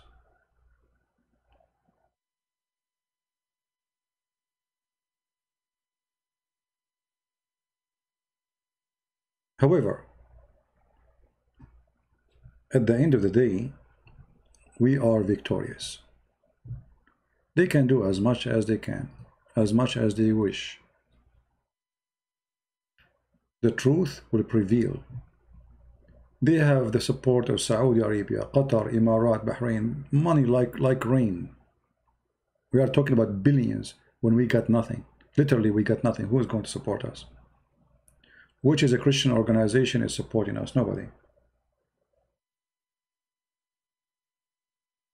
Actually, when I go to a Christian church to do a seminar, they have to make a presentation to explain why this guy is here. Because Christians, sadly, they don't like you to talk about Islam. They say to you, this is hatred. What? This is hatred. You are dividing people. Actually, I remember once in the Philippines, I was meeting with Senator Catayano. And then after the meeting, he is the foreign minister. So I met with him and I asked him a question too. Like we have a meeting, private meeting, and we have a question which is a public question. After I finished, I made a presentation with him. There's a guy from Canada. He's blonde, blue eyes. He said to me, so what do you do exactly? And he was speaking to me in like as if he's disgusted. So what do you mean? Is it like, I know I saw you, like, you sound like you are supposed to be an expert in Islam and everybody was listening to you, but I don't know, like, so what do you do exactly? I said, you just say it, I teach about Islam. He said, so you are the kind of people who divide people. I said, why am I dividing people? Look at this idiot. Because I'm quoting the Quran, showing the senator, explaining to him that the peace agreement with the Muslims in the Philippines should not accept any form of Sharia law, and why they should not accept that. According to this donkey, who supposedly, again, see, I was just talking about priest, right? He's a minister in they call it Mennonite church, something like that. And then after he left, after I got him, I smoked him, literally. I searched his name in Facebook and I found his page. This guy in his page, I made a video about it, if you remember. This guy in his page, he keep posting Prophet Muhammad, a quotation of peace of Prophet Muhammad, amazing wisdom of a Prophet Muhammad, I mean, look at this filthy coward. He is a Christian, supposedly minister, going to the Philippines as a missionary to teach Christianity. But look what he do. He is promoting Islam. Between who? Between the poor Christians who trusted him because he is the white man. Never listen to them. You see, we have a problem in Asia that if you are a white man, they think you are a big deal. I mean, for sure, you must be, you know what you are talking about if you are a white man. All people from Indonesia, I mean, I don't know about Indonesia, but Philippines, they knew what I'm talking about. They look at white man as something special. But this guy is an idiot. So what if he's a white man? White or black or Asian, doesn't matter. From their fruit you shall know them, my friend, not from their color.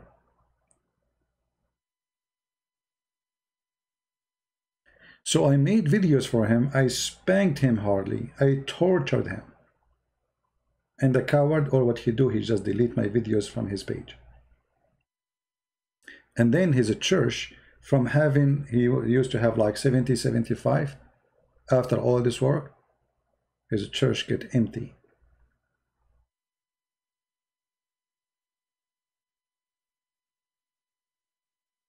So, you know, we have to be careful.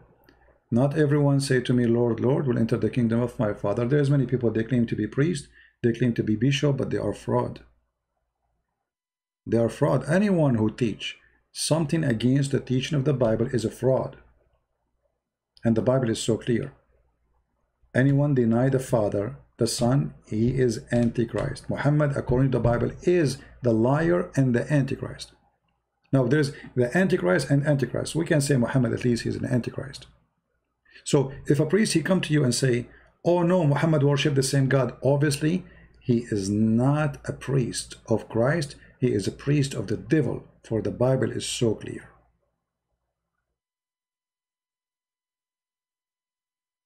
And there is something always you need to remember. When the followers of Islam, they start praising a person who is a Christian, that means this Christian is not Christian. They will never praise you for being Christian. Remember, they make fun of us for following Jesus, right? Following Jesus, if you are a follower of Jesus, they have a duty to fight you, to humiliate you, to spit on you. So how come suddenly they are saying you are wonderful? Obviously there's something wrong about you. Do we understand?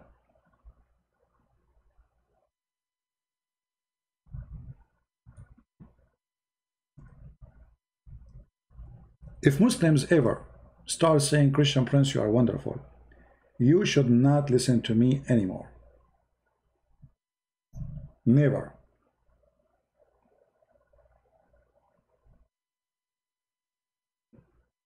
Because that will not happen unless I became extremely corrupt.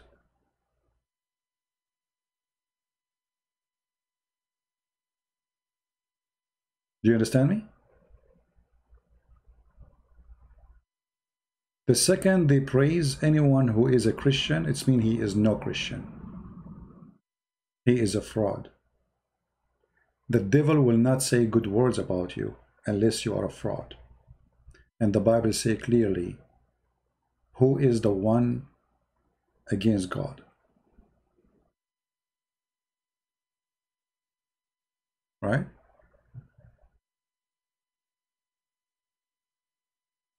Otherwise, people, they give themselves titles. You know, I go in the Philippines or other country, they say, so what we call you, a minister, are you a priest? I said, no, I am no one. I am just Christian Prince. I said, no, we cannot call you. No, we have to call you. I mean, you are teaching us. I said, I am no one, my friend. What teaching you? I am just a brother. I am no one. Why I want to seek titles? I am a Christian, and because I'm a Christian, I am a prince. For all of us, we are the children of God, the King of Kings. So you seek titles, that means you are seeking your own glory. None of you even know me who I am. You don't know even how I look like.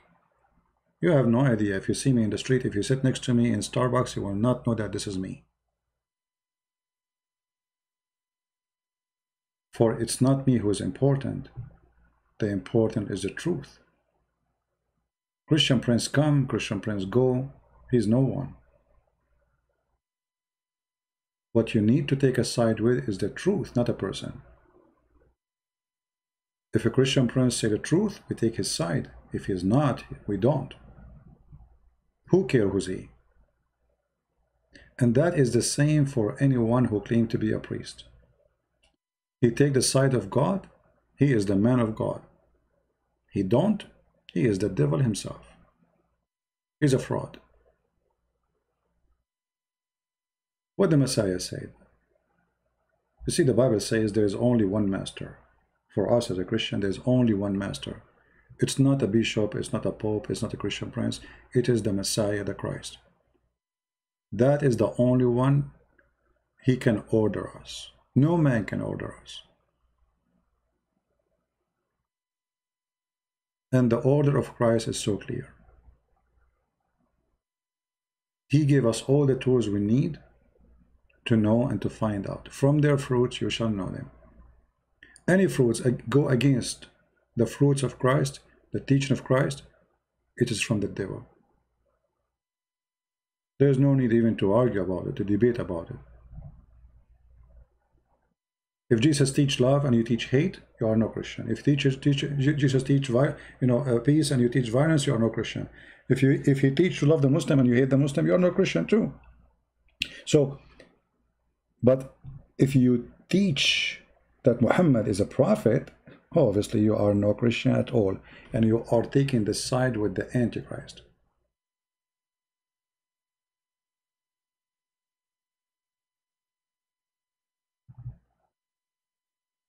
If you search in the internet about who is the Antichrist, you will find tons of websites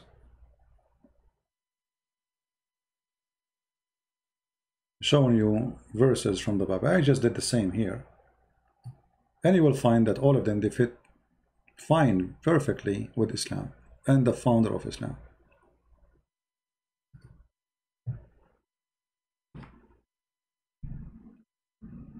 Claiming that Jesus is no one is an insult to God. Insulting the Holy Spirit. Muhammad, he said the Holy Spirit is Jibreel. That is a sin will never be forgiven, according to the Bible.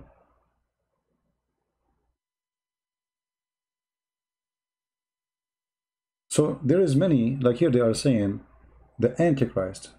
Remember, I am not saying Muhammad is the Antichrist. I'm saying Muhammad is Antichrist. Muhammad is too small to be the Antichrist. So he is an Antichrist by his teaching, for he teach everything against the Christ. Christ is not divine. Christ is just a man. Even Muhammad the filthy, he want to sleep with the mother of the Messiah, which is showing us how much he is Antichrist. Additional to that, his act, his fruit, his evil, it's all over the place. Again, from their fruit you shall know them. Do we have anyone have a question?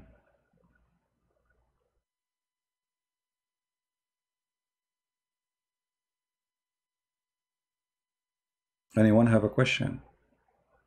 So we were talking about the laundry, and obviously the laundry of Islam is very helpful for us. And I believe the laundry, the most dirty laundry, can be found in the Hadith and in the Quran, which I'm very grateful to have.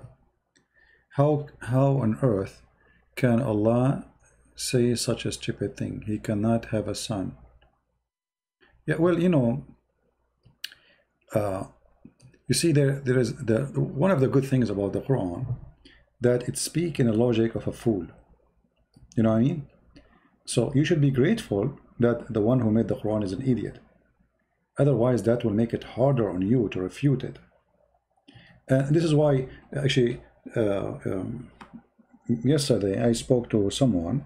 He asked special request. He's a Muslim, and he didn't want to talk in public. He's a very nice person. He's very, very, very respectful. I enjoy talking to him. And he said to me, listen, I don't want to debate you. I just tell me why Islam is not from God. Why Islam is from Shaitan. I said, I'm not saying Islam is like the I cannot say the Quran is made by Satan. He said, why? He said, because it's too stupid to be by Satan. I mean, there's no way that Satan is so stupid to the point he made the Quran. I believe that Satan is way smarter than this. Now, I told him that I believe that all lies come from Satan, yes. So Muhammad is sponsored by Satan, yes. But the Quran is so stupid. Like, look at this story here in front of us. Like, I did not mention this in the story for him, but I mean, I mentioned many stories. I mean, look at this story. That he found the sun set in murky water, Gog and Magog, you know, the angels, they open a school of Harry Potter to teach magic. I mean, so this is Shaitan talking. There's no way Shaitan, he made this book. This is a certified donkey who made the book. There's no way Satan, he can be so stupid like this. You know what I mean? The guy, he started laughing. He said, I don't believe you are saying, I mean, he says, you know what, I hate you, but you make me laugh. I said, okay, I appreciate your honesty that you hate me. He said, no, I don't really, I don't mean I hate you. I mean, I hate the way you hit, man. You hit hard. You know, you are not so nice. I mean, did you even know what you just said to me? I said, I'm just saying the truth. There's no way this book is from Satan. It's so stupid. Satan is smarter. But I believe Muhammad is satanic, is evil. So he belonged to the tree of Satan, but this book is not made by Satan. There's no way Satan will say the sun set in murky water. I'm sure that Satan, he knew where the sun set. There's no way Satan, he would say, the women have a sperm coming from her ribs. There's no way Satan would say all the stupid things, like lizard tried to kill Abraham. Right? This is not, I mean, this is someone stupid idiot speaking to a bunch of naive people, fabricating stories, adding spice to the stories, to make stories. A person who cannot keep his mouth shut and is bored. That is not Satan. So he said, so how come you always say Muhammad is from the devil? I said, yeah, because any evil is from the devil. The devil, he come to us in many forms. He come to me as a Christian priest, have a cross in his chest. He said, really? I said, yeah.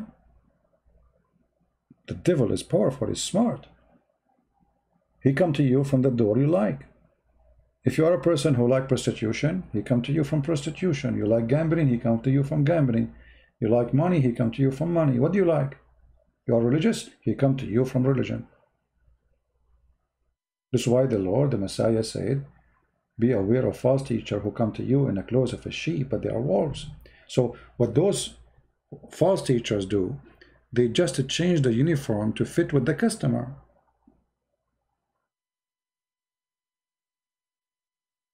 Right? And then he said to me, well, isn't it the Quran says, like as we see here in front of us on the screen, like if you do righteous, how Quran is from the devil and it says do righteous? I said, okay, do you know what righteous? Righteous is to go and attack the Christian and the Jews and take their money and their women. Righteous is you go to your son, wife, and you flirt with her. Was Muhammad a righteous man? He said, yes, he was. I said, okay, did he go to his own son when the husband was not there and he flirted with the wife? He said, yes, he did. He said, well, this is righteous. If Muhammad is the most righteous man between all of you Muslims, and he went to the house of his own son, and he flirted with the wife, and later he slept with her, where is the righteous man? Allah split the moon. As I know, the moon is still there, and it's not split. Actually, if I look from my window, I will see it. This is another stupid story. You see, like if you go to the chapter of, this is why I say the Quran cannot be made by the devil, for it's so stupid. But it's devilish book. It's full of lies. But if you go as an example to the chapter of Al-Qamar, you know, where it's speaking that the moon is split. I mean, this verse alone, this chapter alone, is stupid to the point, exposing Muhammad right away. Why? Because if you are saying to me Judgment Day is near and the moon is split, that means Judgment Day started. And all what happened is just eclipse. And Muhammad claiming that this is the moon splitting. There's no way that Satan, he will say such a statement. And by the way, Muhammad, you remind me of Jehovah's Witnesses, who every few years they make a new date for the Judgment Day. A second, a meteor come to the earth, they say Judgment Day is here. A second, a storm will come, Judgment Day is here. Hurricane come, Judgment Day is there, you know.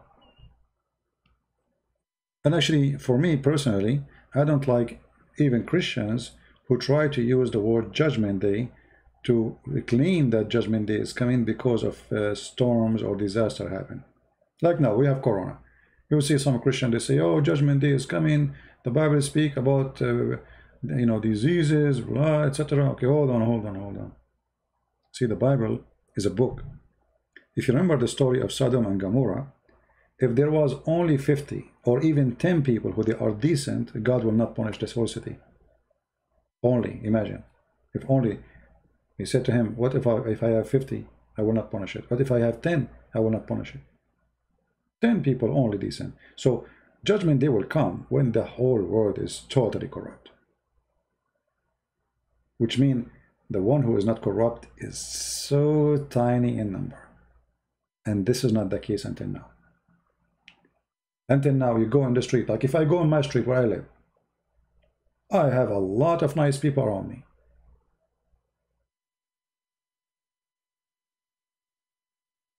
Very beautiful people. Neighbor who care for what I am. Where are you? Would not see you. Neighbor cut my grass. Neighbor bring me flowers to plant in my yard. Neighbor bring me tomato he have in his yard. I mean, a lot of beautiful people around you. So we are far from that day. People who they are here supporting me. People who's making donation. People who's translating my videos. So you see, to speak about Judgment Day, we want to come to the point. If somebody speak about Jesus, nobody want to hear his voice. He will be like a lonely person in the desert. You know what I mean? So some, same as Islam, same as some they claim to be Christian, they try to scare you about Judgment Day, so you give donation, like call now, give us this our phone number, make donation now before it's too late. What too late? What does that mean? You can bribe God, so you give donation, that's it, you are saved. That is a scam, right? You know what I mean? If you give donation to Christian Prince, you will not go to heaven. This is not what will take you to heaven. Jesus said, from their fruit you will know them, but you cannot bribe God. So what, you give donation, you go to heaven, that's it? No, there's many things you need to do in your life. So those people who try to scare you about Judgment Day, trying to make you make donation, etc. Oh, donate now because it's going to be too late, blah, blah, blah, blah. Call our number right now. And this is going to happen between Muslims, Christians, all religion. This is a fraud. This is what? This is a fraud. Donating to me will not take you to heaven, my friend. Never. That is the reason to donate to me. Donate to me is you supporting me for what I do.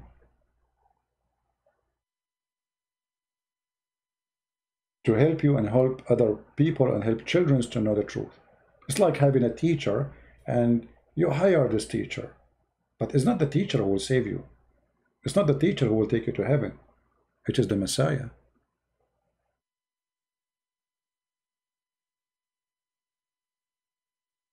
But we do the right investment and we do wrong investment.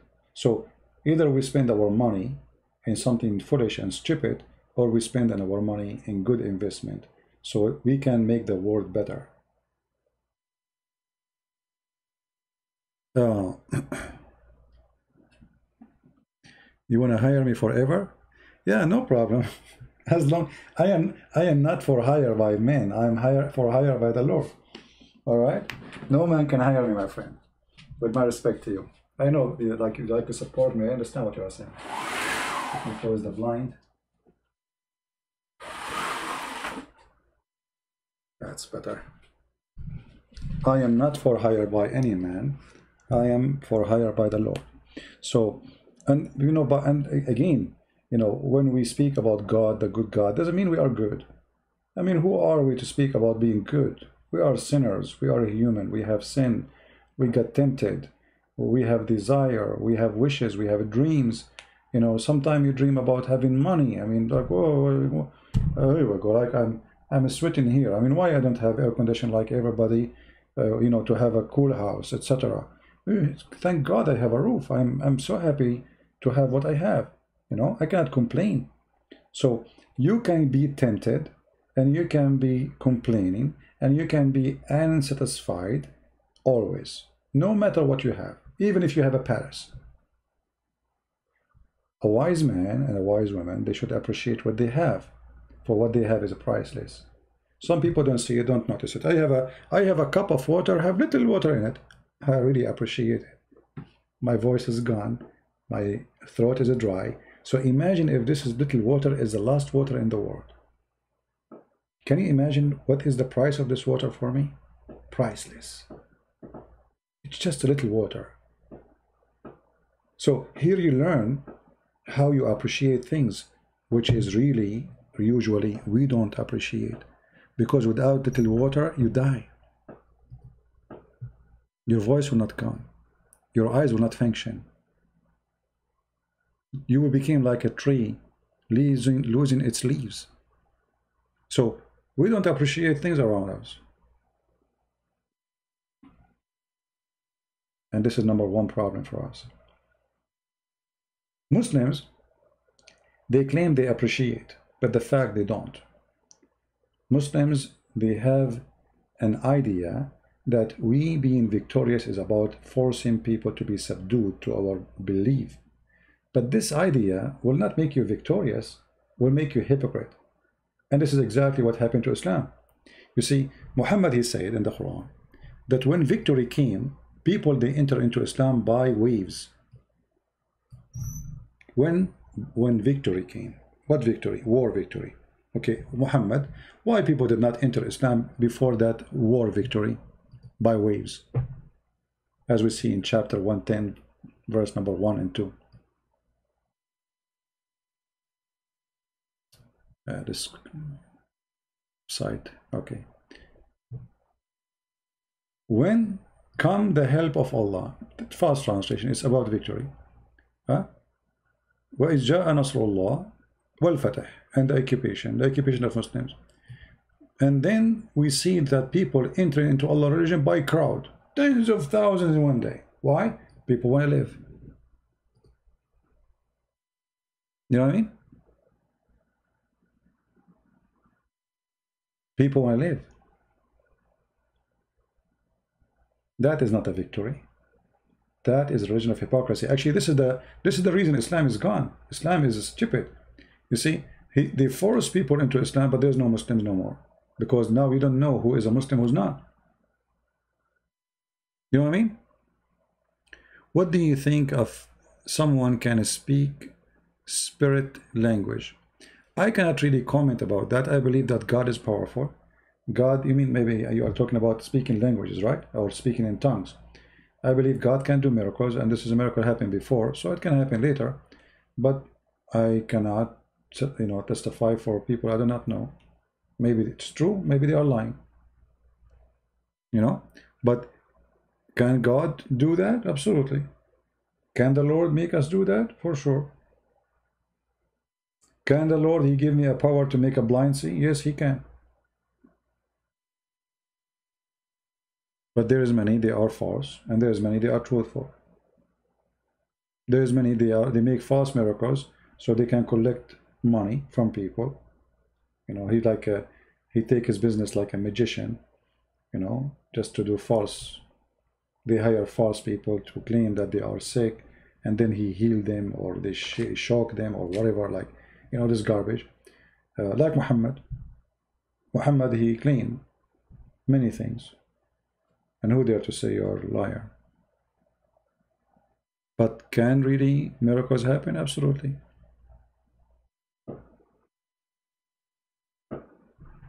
How can I help someone who already prior with me to Jesus yet is a Muslim and a friend difficult to make move because of what if feeling?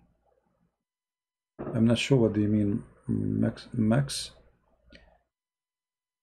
You see, you do your best to help somebody to accept the Messiah, but the best one to help someone to accept the Messiah is the Messiah. Tell the person to listen to the words of Christ, especially if he can play audio, if there's like an audio Bible. Let him listen to it. Listen to the wisdom, the beauty, the amazing teaching. Otherwise, nobody really can help. I mean, like today, one of you, he sent me a video about collection of people who left Islam talking to me. You know, I help people, yes. I show them truth. I convince them by evidence. But accepting the Messiah, it is the Messiah and you. I do my part as a person who have knowledge, show you reference, explain to you, but the acceptance or rejection is your business. Danuk, my friend, may the Lord, you know, take care of you. I hope my prayer is accepted.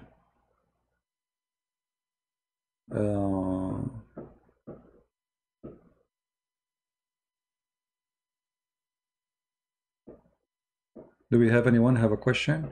See, today we don't have too many because this is not the time usually I go live. Usually I go all morning in my time, but doesn't matter really, so we can get people from other places. Okay.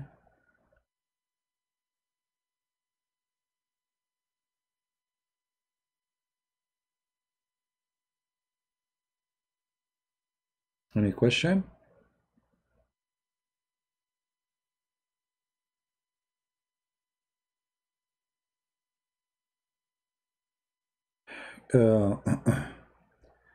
Muhammad beating Aisha.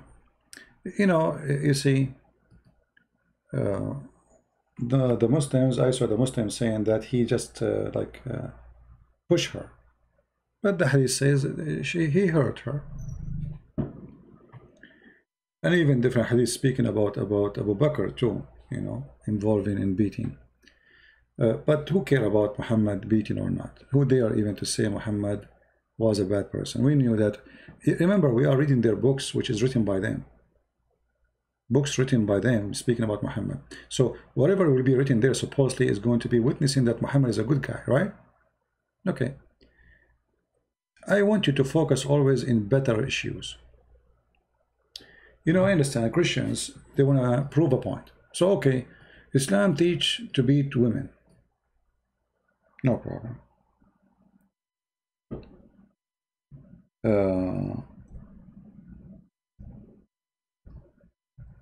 It's better for you to focus in women in general, not only in Aisha, because they can give you all the excuses. So if you want to prove to women that they're women, they as women, they don't have equal rights, then that is a better choice, because they can make it an individual story, and they can even deny the story, saying, oh, this is Hadith. They can make it da'if, they can make it rejected, they can make it as they wish. But if we go in the Quran, we will find that the Quran says clearly, beat your wives.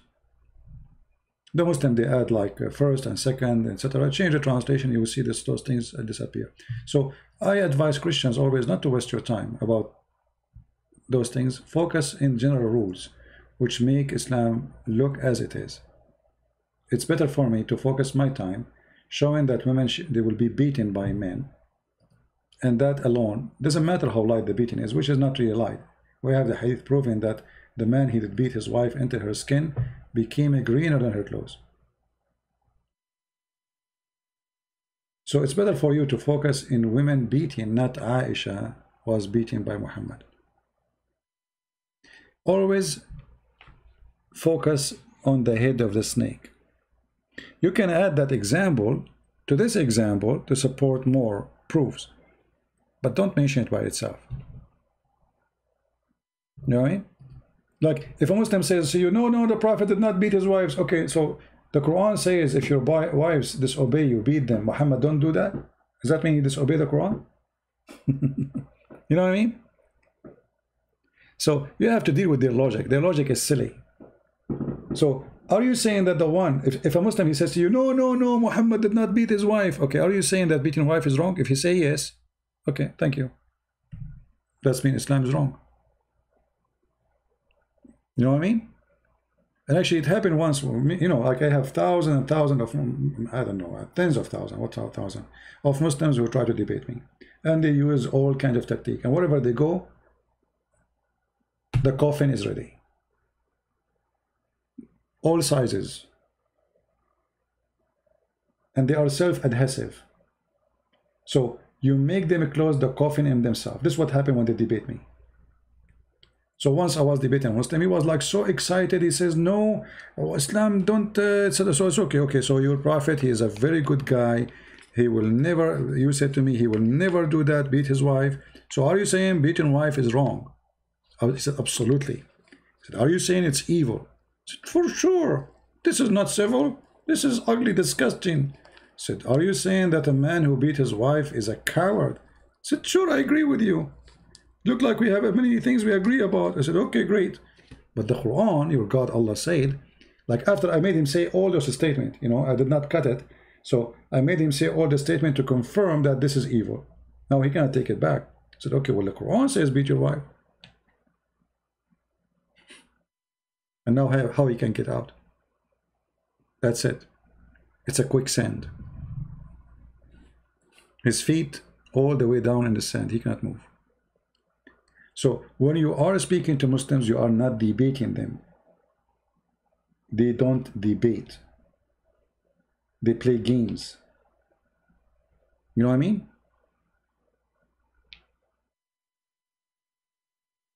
Can a Muslim become a Baptist and not receive the Holy Spirit? I don't know. What do you mean he become a Baptist? You mean he baptized? If he is a believer, he baptized, you will receive the Holy Spirit. Why not? If he's a true believer.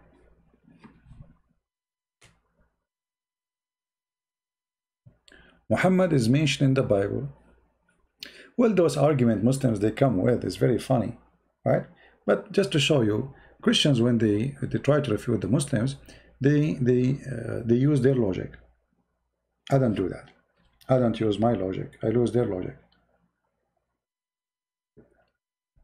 As an example, they show you a verse claiming that Muhammad is in the Old Testament. Correct? Okay. That means the Quran is wrong.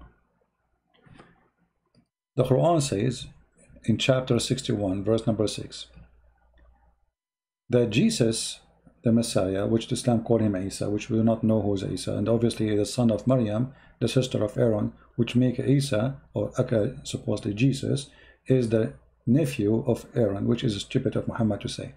However, the verse here saying that Isa, he said, that there is a messenger will come after me, his name is Ahmad.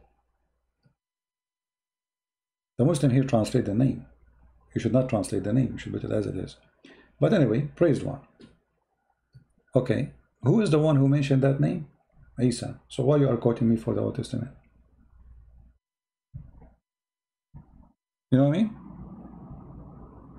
If you want to quote from me, you have to quote from me where Isa said there is a prophet, his name is Ahmad.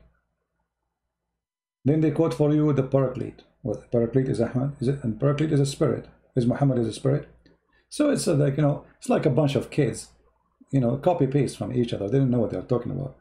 All those arguments can be destroyed in 2 seconds. You know? We have people here celebrating the 4th of July from the 2nd of July, from the 1st of July.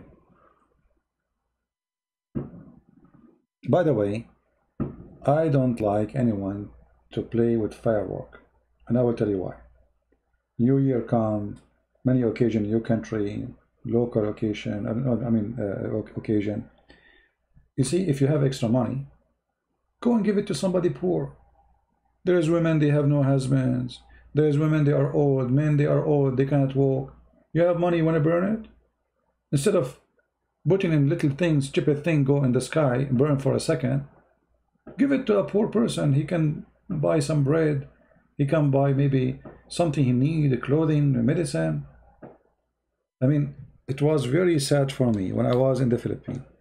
And I saw how in the new year, Filipinos spending hundreds of millions of dollars, literally. But this is a poor country.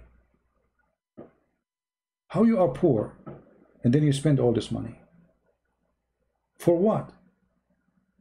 All this money is gone in 5 minutes. You can build schools, you can build hospitals, you can fix your water problems, your flood problems, your roof problems. So please be smart. For me, a person who do this, with my respect to everybody, is like a fool. He's a fool. You know, one day, for me, I like to go, I used to go a lot, like hiking and camping, etc. So once I have a friend, and he have with him cigarettes. I hate smoking. I never smoke all my life. And you know, if you wanna sit next to me, don't smoke. Anyway, so you have his cigarette, we have fire. Then I took his cigarette box and I throw it in the fryer. He got upset. What you did? You know, why you said this is the only box I have. We will stay here for the coming 2 days. What happened? Why are you upset? So you throw it in the fire. I said, aren't you bringing it here to burn it? I just burn it for you. I mean, how foolish a human being is. He buy something to kill him. He buys something, spend money, cost him a lot of money to kill him, to kill himself, to kill his wife, to kill his children. You smoke in your house, all the house is smoking. How foolish. I know many of you will be upset from me for saying that, but this is the truth, my friend. I am not here to say what you like to hear. I am here to say the truth. Why you want to do that yourself?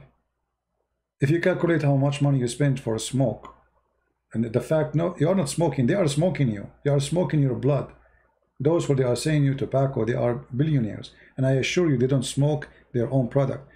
Yesterday, the Italian police, they found more than what is equal of drugs of 1 billion euro.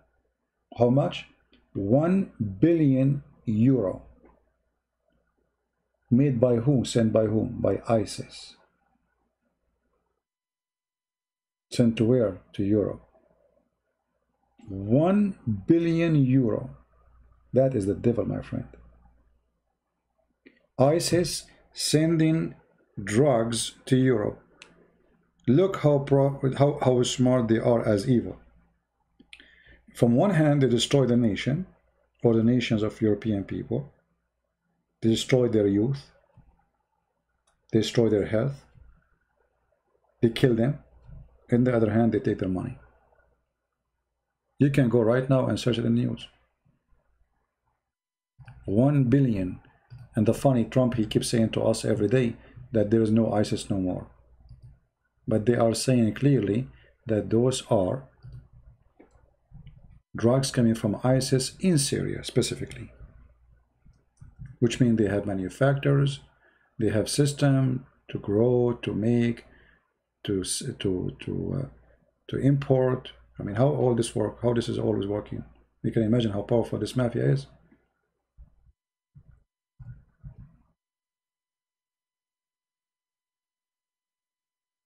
See?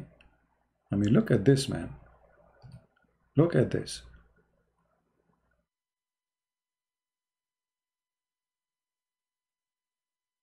Look how big what they found. All of this.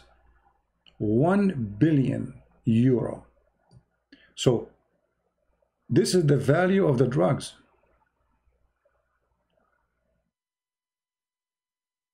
Read. It says 1 billion worth of drugs believed to be produced by the Islamic State ISIS in Syria. The fruit of Allah. So they send drugs to kill your children. In the same time, they will take your money. See how the devil works?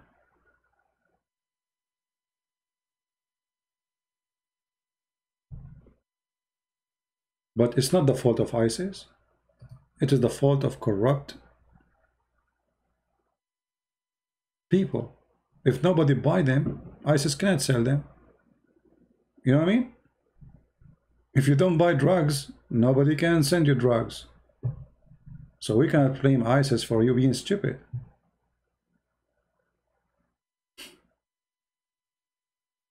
Do you agree? So if your kids became corrupt, stupidity, sex, drugs, dancing, nightclub, in the best scenario, football, which is nothing but a garbage. I mean, like if you go right now, watch this football thing. It's hilarious, stupid. If you are a person who is a fan of football, I advise you not to be stupid, because simply, first of all, there's no sport in this. Those are professional. Professional. You see, the second sport became a profession, it's not sport no more. And the second, the team is not from the country no more, it's not a sport no more. Okay, the French team, how many foreigners there is? More than the half. Where is the French team? Where is the German team? Where is Liverpool team? Egyptian, Moroccan, Tunisia, Russia. I mean, they bring players from everywhere. Where is the game? So if you are a person who support a sport, that's good. Play the sport, enjoy it. But this is not a sport. They are sucking your money. It's all about business. Look at them. Each one of those who are in sport, they are living like kings. Literally like kings. And they fool you. You have little money you make every month. You take it from your pocket. You go to the stadium. You give it to them. Don't excuse me if I say they fool you. I don't mean you. Unless you do it. You know what I mean? Why you want to do that? What this game is about? I mean, this is even silly. You know, like when I was like in my 20, this was like 100 years ago. So, oh, this is a wonderful game. I like it. You know, oh, wonderful. But then I noticed this is a fraud. This is not even a game. Even sometimes they decide who will lose before they start the game. The same as those fraud who do like fighting in the stage. They tell the guy before he go up, you lose. He win. I mean, isn't it obvious it's fake all? 99% of those games are fake.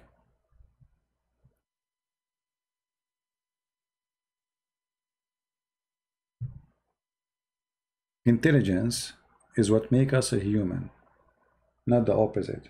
Not because we are a human, we are respected. No. We are respected for God. He gave us a gift. This is why he leveled us upon others. He called us children of God. Why? Because he have given us a brain. But sadly, we don't want to use the brain. We are people who do what people tell us what to do. You sit in TV, watching TV, suddenly they start talking about food, which is so tasty, and then when you buy it, it's so disgusting. A shampoo will make your hair go so crazy. And when you try it, yes, it go crazy. You lose it. So they make you buy things. They make you spend things because you decide to be subdued. The same as Islam. Islam is about you surrender. Don't use your brain. So let us make it simple. The devil, he tried to control you in many ways. It can be Islam. It can be football. It can be gambling. It can be whatever it is to be. As long as he strip you from your right of thinking and making the right decision, he is a winner. You know what I mean?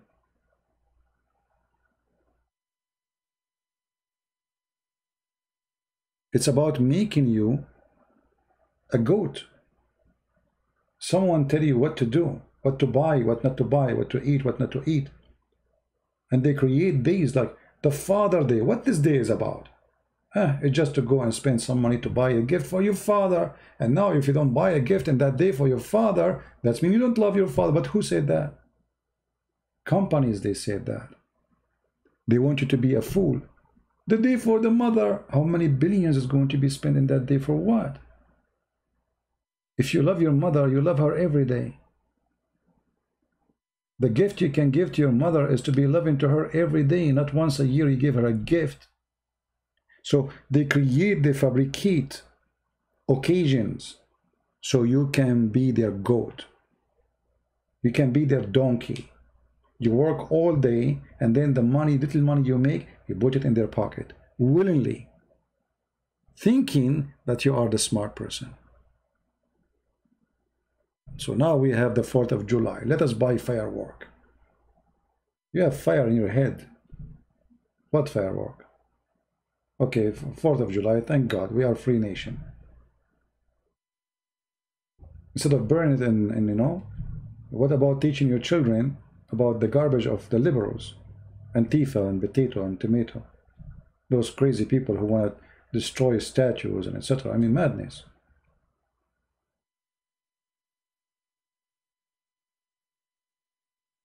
Okay, do we have anything? Someone saying stop watching TV in any Hollywood movie. You can watch TV. This is not a problem. You see, I can watch TV, and so I can know what's happening in TV. So I can teach others about the stupidity of the TV. So it's not right to say we don't want to look, so we will not be able to be updated and to know what's happening. It's good to look, but not to be under the TV influence.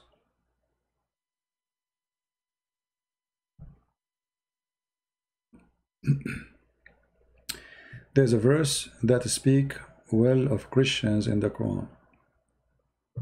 No, there's not a single verse support the Christian in the Quran. That's not true.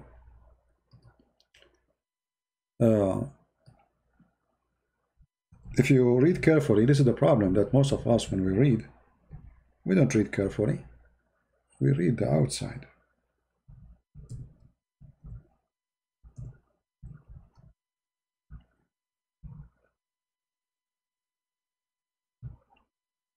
This is the verse you are talking about. Mark,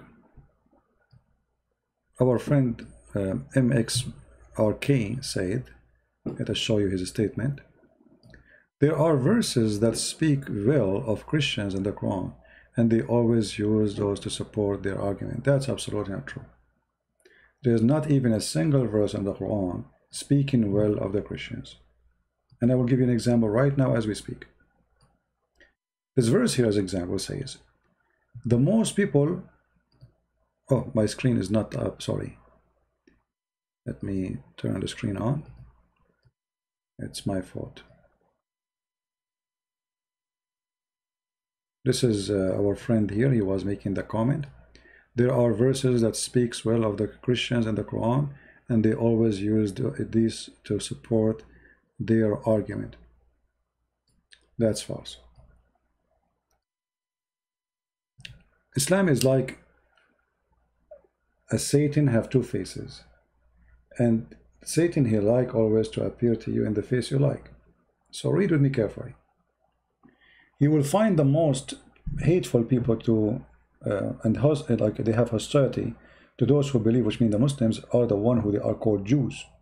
Okay, so what this verse saying? This verse saying that the most hateful people to Islam is the Jews, and the idolaters. Okay, and then you will find the nearest of them in affliction to those who believe to be is the one who call themselves Christians. Right? Okay, you will say to me, here it says speaking well about Christianity. That's false. That's absolutely false. The purpose of this verse is to divide and conquer. So don't be the fool. If I want to go and now I want to say, I want to kill you, oh, both of you, Christians and Jews, and now I will make them united against me, that will not work. So I will say, oh, Jews are the minority. Let us start with the minority.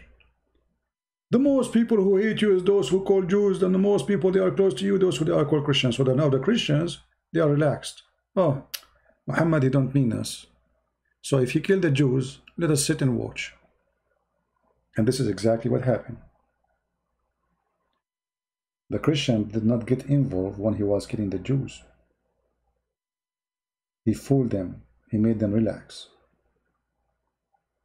But Muhammad is a person who believes Saturday first and Sunday is next.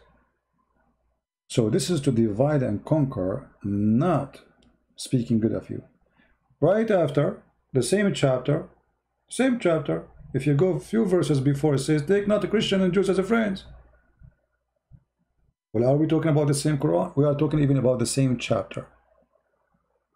Take not Christians and Jews as a friends. So where is the verse speaking well of us? How we are nice to the Muslims and take us not as Jews and as a friends and protectors. Do you understand? So they try to fool you by quoting verses which Muhammad, the Satan, he used to deceive in his war. This is why the Muslims, they believe lying to Christians is halal. We are in war with them. So they can say to you, oh, the Prophet, he ordered us to respect you. The Prophet ordered you to love you. Well, where? Show us. And then they quote you some stupid verses.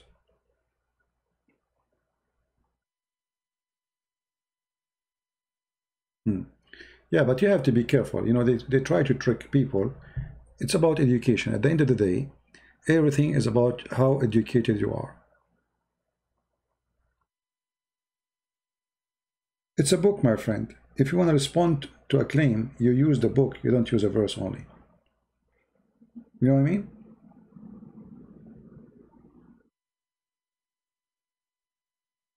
Like when a Muslim, he says, show me where Jesus says I am God. And then he says to you, he quote for you a verse from the Bible. Jesus saying, worship your God alone. Okay. But it's a book. It's not a verse. We believe in a book. Actually, our book is book of books. And I find actually very funny our Muslims, when they say that we memorize the Quran, you don't memorize the Bible. My friend, all your Quran is not even the index of our Bible. All your Quran is not the size of the index.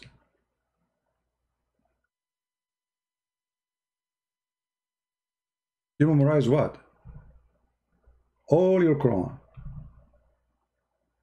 It's a very tiny part. If we compare between the size of the Quran, there's a guy, he wrote the Quran, all of it in an egg. All the Quran in an egg.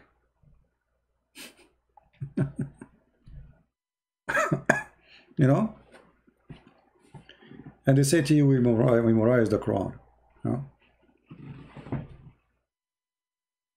Same time they memorize a stupid book. They don't know even what they are memorizing. Do we have any questions, or we are done for today? About the laundry of Muhammad. Yeah, the Quran is a very small book. You see, when you read in Arabic, like Arabic text, they make the font big so they can have more pages, but otherwise the Quran is so tiny, small.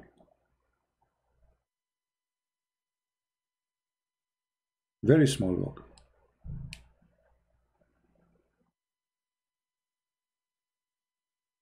If we compare between the size of the Quran and the size of the Bible, we'll find that the Quran is not even like the introduction for the Bible.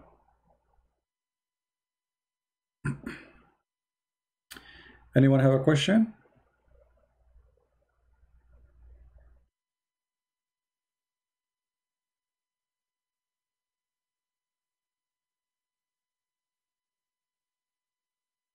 Nobody? All right. I'm not sure. I don't know. Tomorrow. Maybe I will go in the morning tomorrow. We will see. I will let you know. What is the context of Surah At-Tawbah 9:29? That verse is very simple. The Muslims, they were afraid after Muhammad, he forbid the pagan, the Muslim pagan, like them, they are all of them are pagan anyway, from entering the Mecca and Medina. So because of that, they were worried that they will be in poverty, for there's no business no more, no trade, no etc. It's just the Muslims, we don't do anything except war. So Muhammad, he told them, read carefully, "Oh, who you believe," this is verse number 28, "thy literal only are unclean, they are najis, filthy." And this is the supremacist teaching of Islam. Islam teaches that Muslims are clean. Anyone not a Muslim is filthy, dirty, najis. Najas is like a sewage. So let them not to come near the Mecca and Medina. And then if you fear poverty, Allah will reach you from his bounty. And right away go says, go and kill the Christians and take their money or let them pay jizya. So this is the context. Do you see it? It was a solution for the pocket of the Muslims. From your blood, from your money.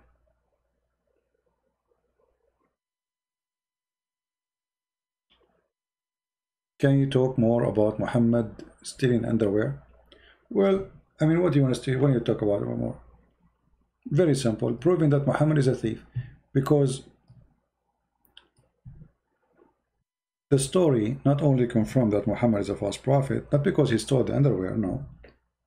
I mean, for sure a prophet will not do that, but because the Quran could not provide us with the one who stole it. The Arab Muslims, they accuse their prophet that he stole an underwear. They accuse him of embezzling. So Allah decided to prove, this is chapter 3 verse 161, that Muhammad don't do this action. He is not a thief, but Allah failed to tell us who is the one who took the underwear. You know what I mean? Which means obviously it is Muhammad. Because if you are accusing my favorite prophet and I am God, I know who took it. Don't Allah know everything? You know what I mean? Don't Allah, if he is God, he see everything. Don't he knew who took the underwear? He knew. Okay, why he did not tell us? All what he did, he says it's not Muhammad. So obviously it is Muhammad. Because he could not give us the name of the one who took it. If the one is talking is Allah, and Allah is God, as Muslim they claim, well, you should say, okay, go to the house of a Christian prince, you will find the red underwear, because the Christian prince, he liked to collect the Prophet Muhammad underwear. And he took it from the auction, or he stole it. Then they will come to my house, they open the drawer, oh, Christian prince, you took the underwear, which the Prophet, he used to wear it in bikini. Got busted. But look what Allah, he said, supposedly. It is not Muhammad who did it. That's mean it is him who did it. Because if it's not him, then who? Why Allah don't say who? He's trying to protect the other person? Is he protecting a thief? So, you know, like once I was speaking with a Muslim. He said to me, you have a brain of the devil. I cannot even talk to you. Wherever I go, you get me busted. But not because you are truthful, but because the devil is giving you this different brain. He said, my friend, if the devil can give me such a brain, how come your stupid Allah cannot give you a better brain? He said, see, I just told you. You know, he wanna look. My brain is powerful because the devil is giving me this brain. Okay, but shouldn't Allah, who is more powerful than the devil, give you better brain? So they cannot refute you. They accuse you that, okay, you beat us because your brain is different. The devil, he gives you his brain. So why Allah don't give you a brain which is better than the brain I have? Aren't you here to defend Allah? And Allah should sponsor you? Isn't Allah who says to you that those who do jihad, I will be with them? And I will make them victorious? And show us the victory. Yeah, always when you want to speak to them, use their stupid logic. The most thing the Muslims they hate is using their logic. You know what I mean? Allah do not know how Muhammad don't to read. No, Muhammad, you see,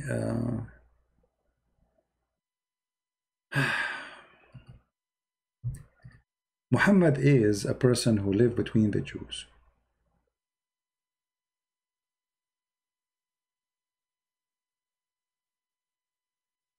And Muhammad the fool, he hear the stories of the Jews, which is coming from some from the Old Testament, some from from the Talmud, you know, like a collection of heritage. And Muhammad, he adopt immediately. Whatever the Jews they say, Muhammad, he take it for granted.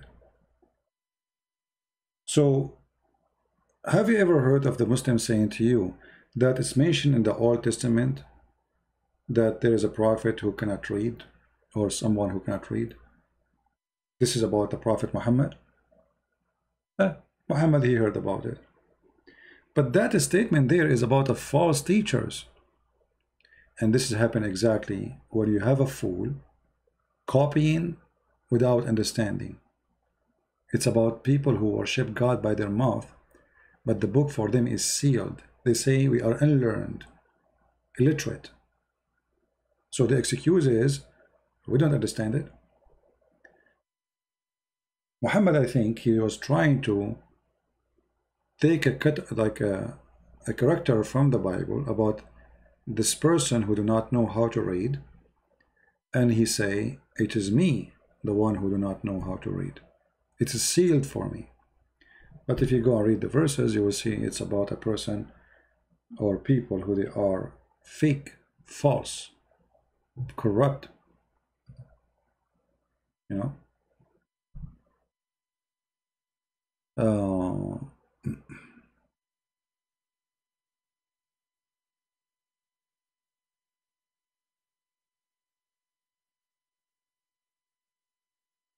Well, I don't know. It changed in word in the translation. What does that mean? I mean, yeah. And now they agree. All this time they were reading their own Quran. All right. Did finally Allah swearing by His creation? Will Allah swear by? First of all, who said that those things are the creation? Allah, He swear by the fig. Have you ever heard of a God swear by the fig?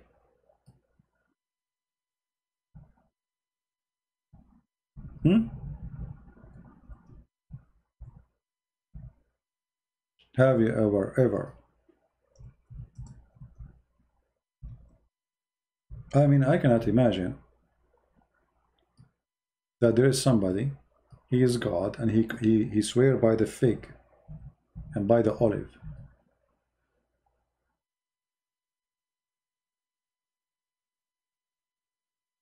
Do you see it? By the fig and the olive. This is God. So imagine I claim to be God, and then I bring for you a watermelon, and I swear by what, Christian Prince? By the watermelon. Huh? I swear by the tomato. So when you say to me he swear by the creation, I mean, he goes so silly. Not only he swear by creation, he goes so silly to swear by the fig. What's fig and olive? You go and read the interpretation, they say to you, Allah swearing by the fig. Even they are not ashamed of it. By the fig. Why? I was hungry. What? He miss it? He did not eat for long? So it's, you know, it's a stupid book. Actually, you know, one of you sent me a video saying that they found the Mount of Sinai in Saudi Arabia. And you know, sometimes I wonder like how people even listen to those things. What is the name of the mount? Mount of Sinai. So it's going to be in Sinai, so it is in Saudi Arabia. So imagine I say to you the Mount of Norway, and then you tell me I found it in Mexico. You know what I mean? Do you understand what I'm saying? They sent me a video saying that they found the Mount of Sinai in Saudi Arabia. But it's called the Mount of Sinai. But Sinai is not in Saudi Arabia. Sinai is in Sinai. Anyway, I mean, people, they come with a lot of things. I don't know. Like I find it funny. But nobody want to think for a second. I mean, just people, they copy paste and throw. They throw at you stuff, you know. Like sometimes you feel like when you walk in this earth, you feel like you are walking And there's people, they are throwing bad tomatoes at you. And they are asking you, is it bad? Or is it tomato?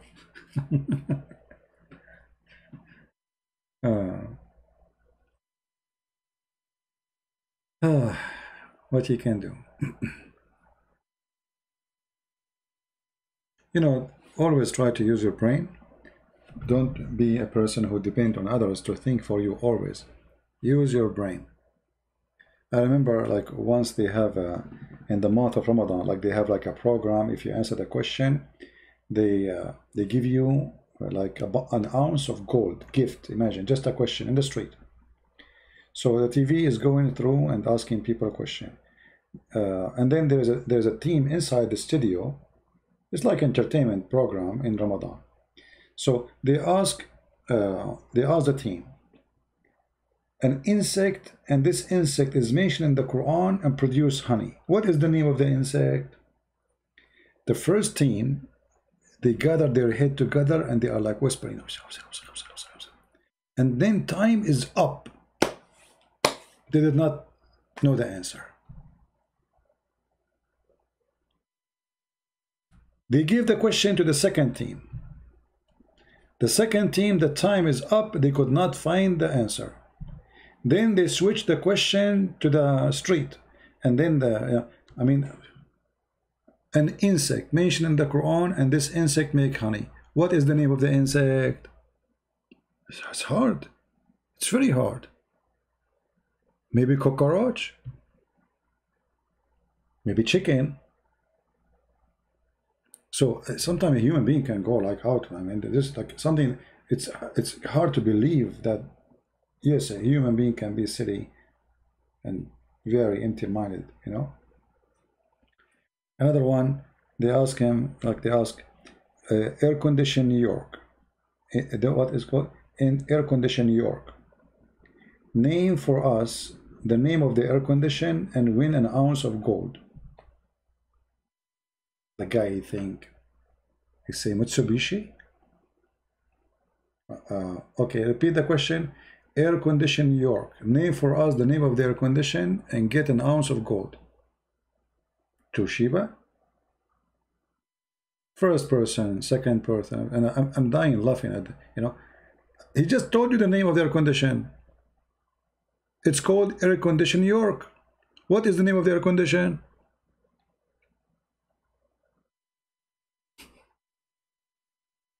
So what usually happened that people, they don't really focus. They are shallow in the way they listen. They are shallow in the way they read. They are shallow about everything. Shallow is like a lifestyle, you know. I mean, the guy, he just gave you the name. You don't know what the name, you know. So if you train yourself to be shallow, you will be always shallow. You will never read. You will never see. So the Mount of Sinai will be where? In Sinai. And by the way, the stupid Quran pronounced Sinai wrong. He called it Sinin. Just to tell you why. If you notice with me here, Muhammad is swearing by what? He said At-tin was Zaytun. So the last letter is letter N. And now he want to say Turu Sina. Instead of saying that, he says Sinin, which is wrong. Just to add noon to the end to make it the same as the term, like the same letter, you know, the letter N at the end. So because those he have to end the statement with the letter, so he changed the name of Sinai and he make it Sinin, which is stupid. Actually, even Arabic is very, very damaged Arabic. Wat-tin was Zaytun wa Turu Sinin was al-Balad al-Amin. What is that? Anyone who speaks Arabic will die laughing.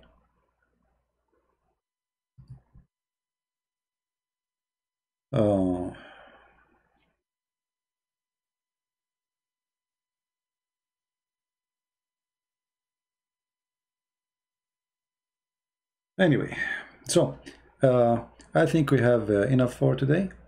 I hope you guys have a good time. But look like this time in the day is not too much attractive to many. We have only 500, 600 people today.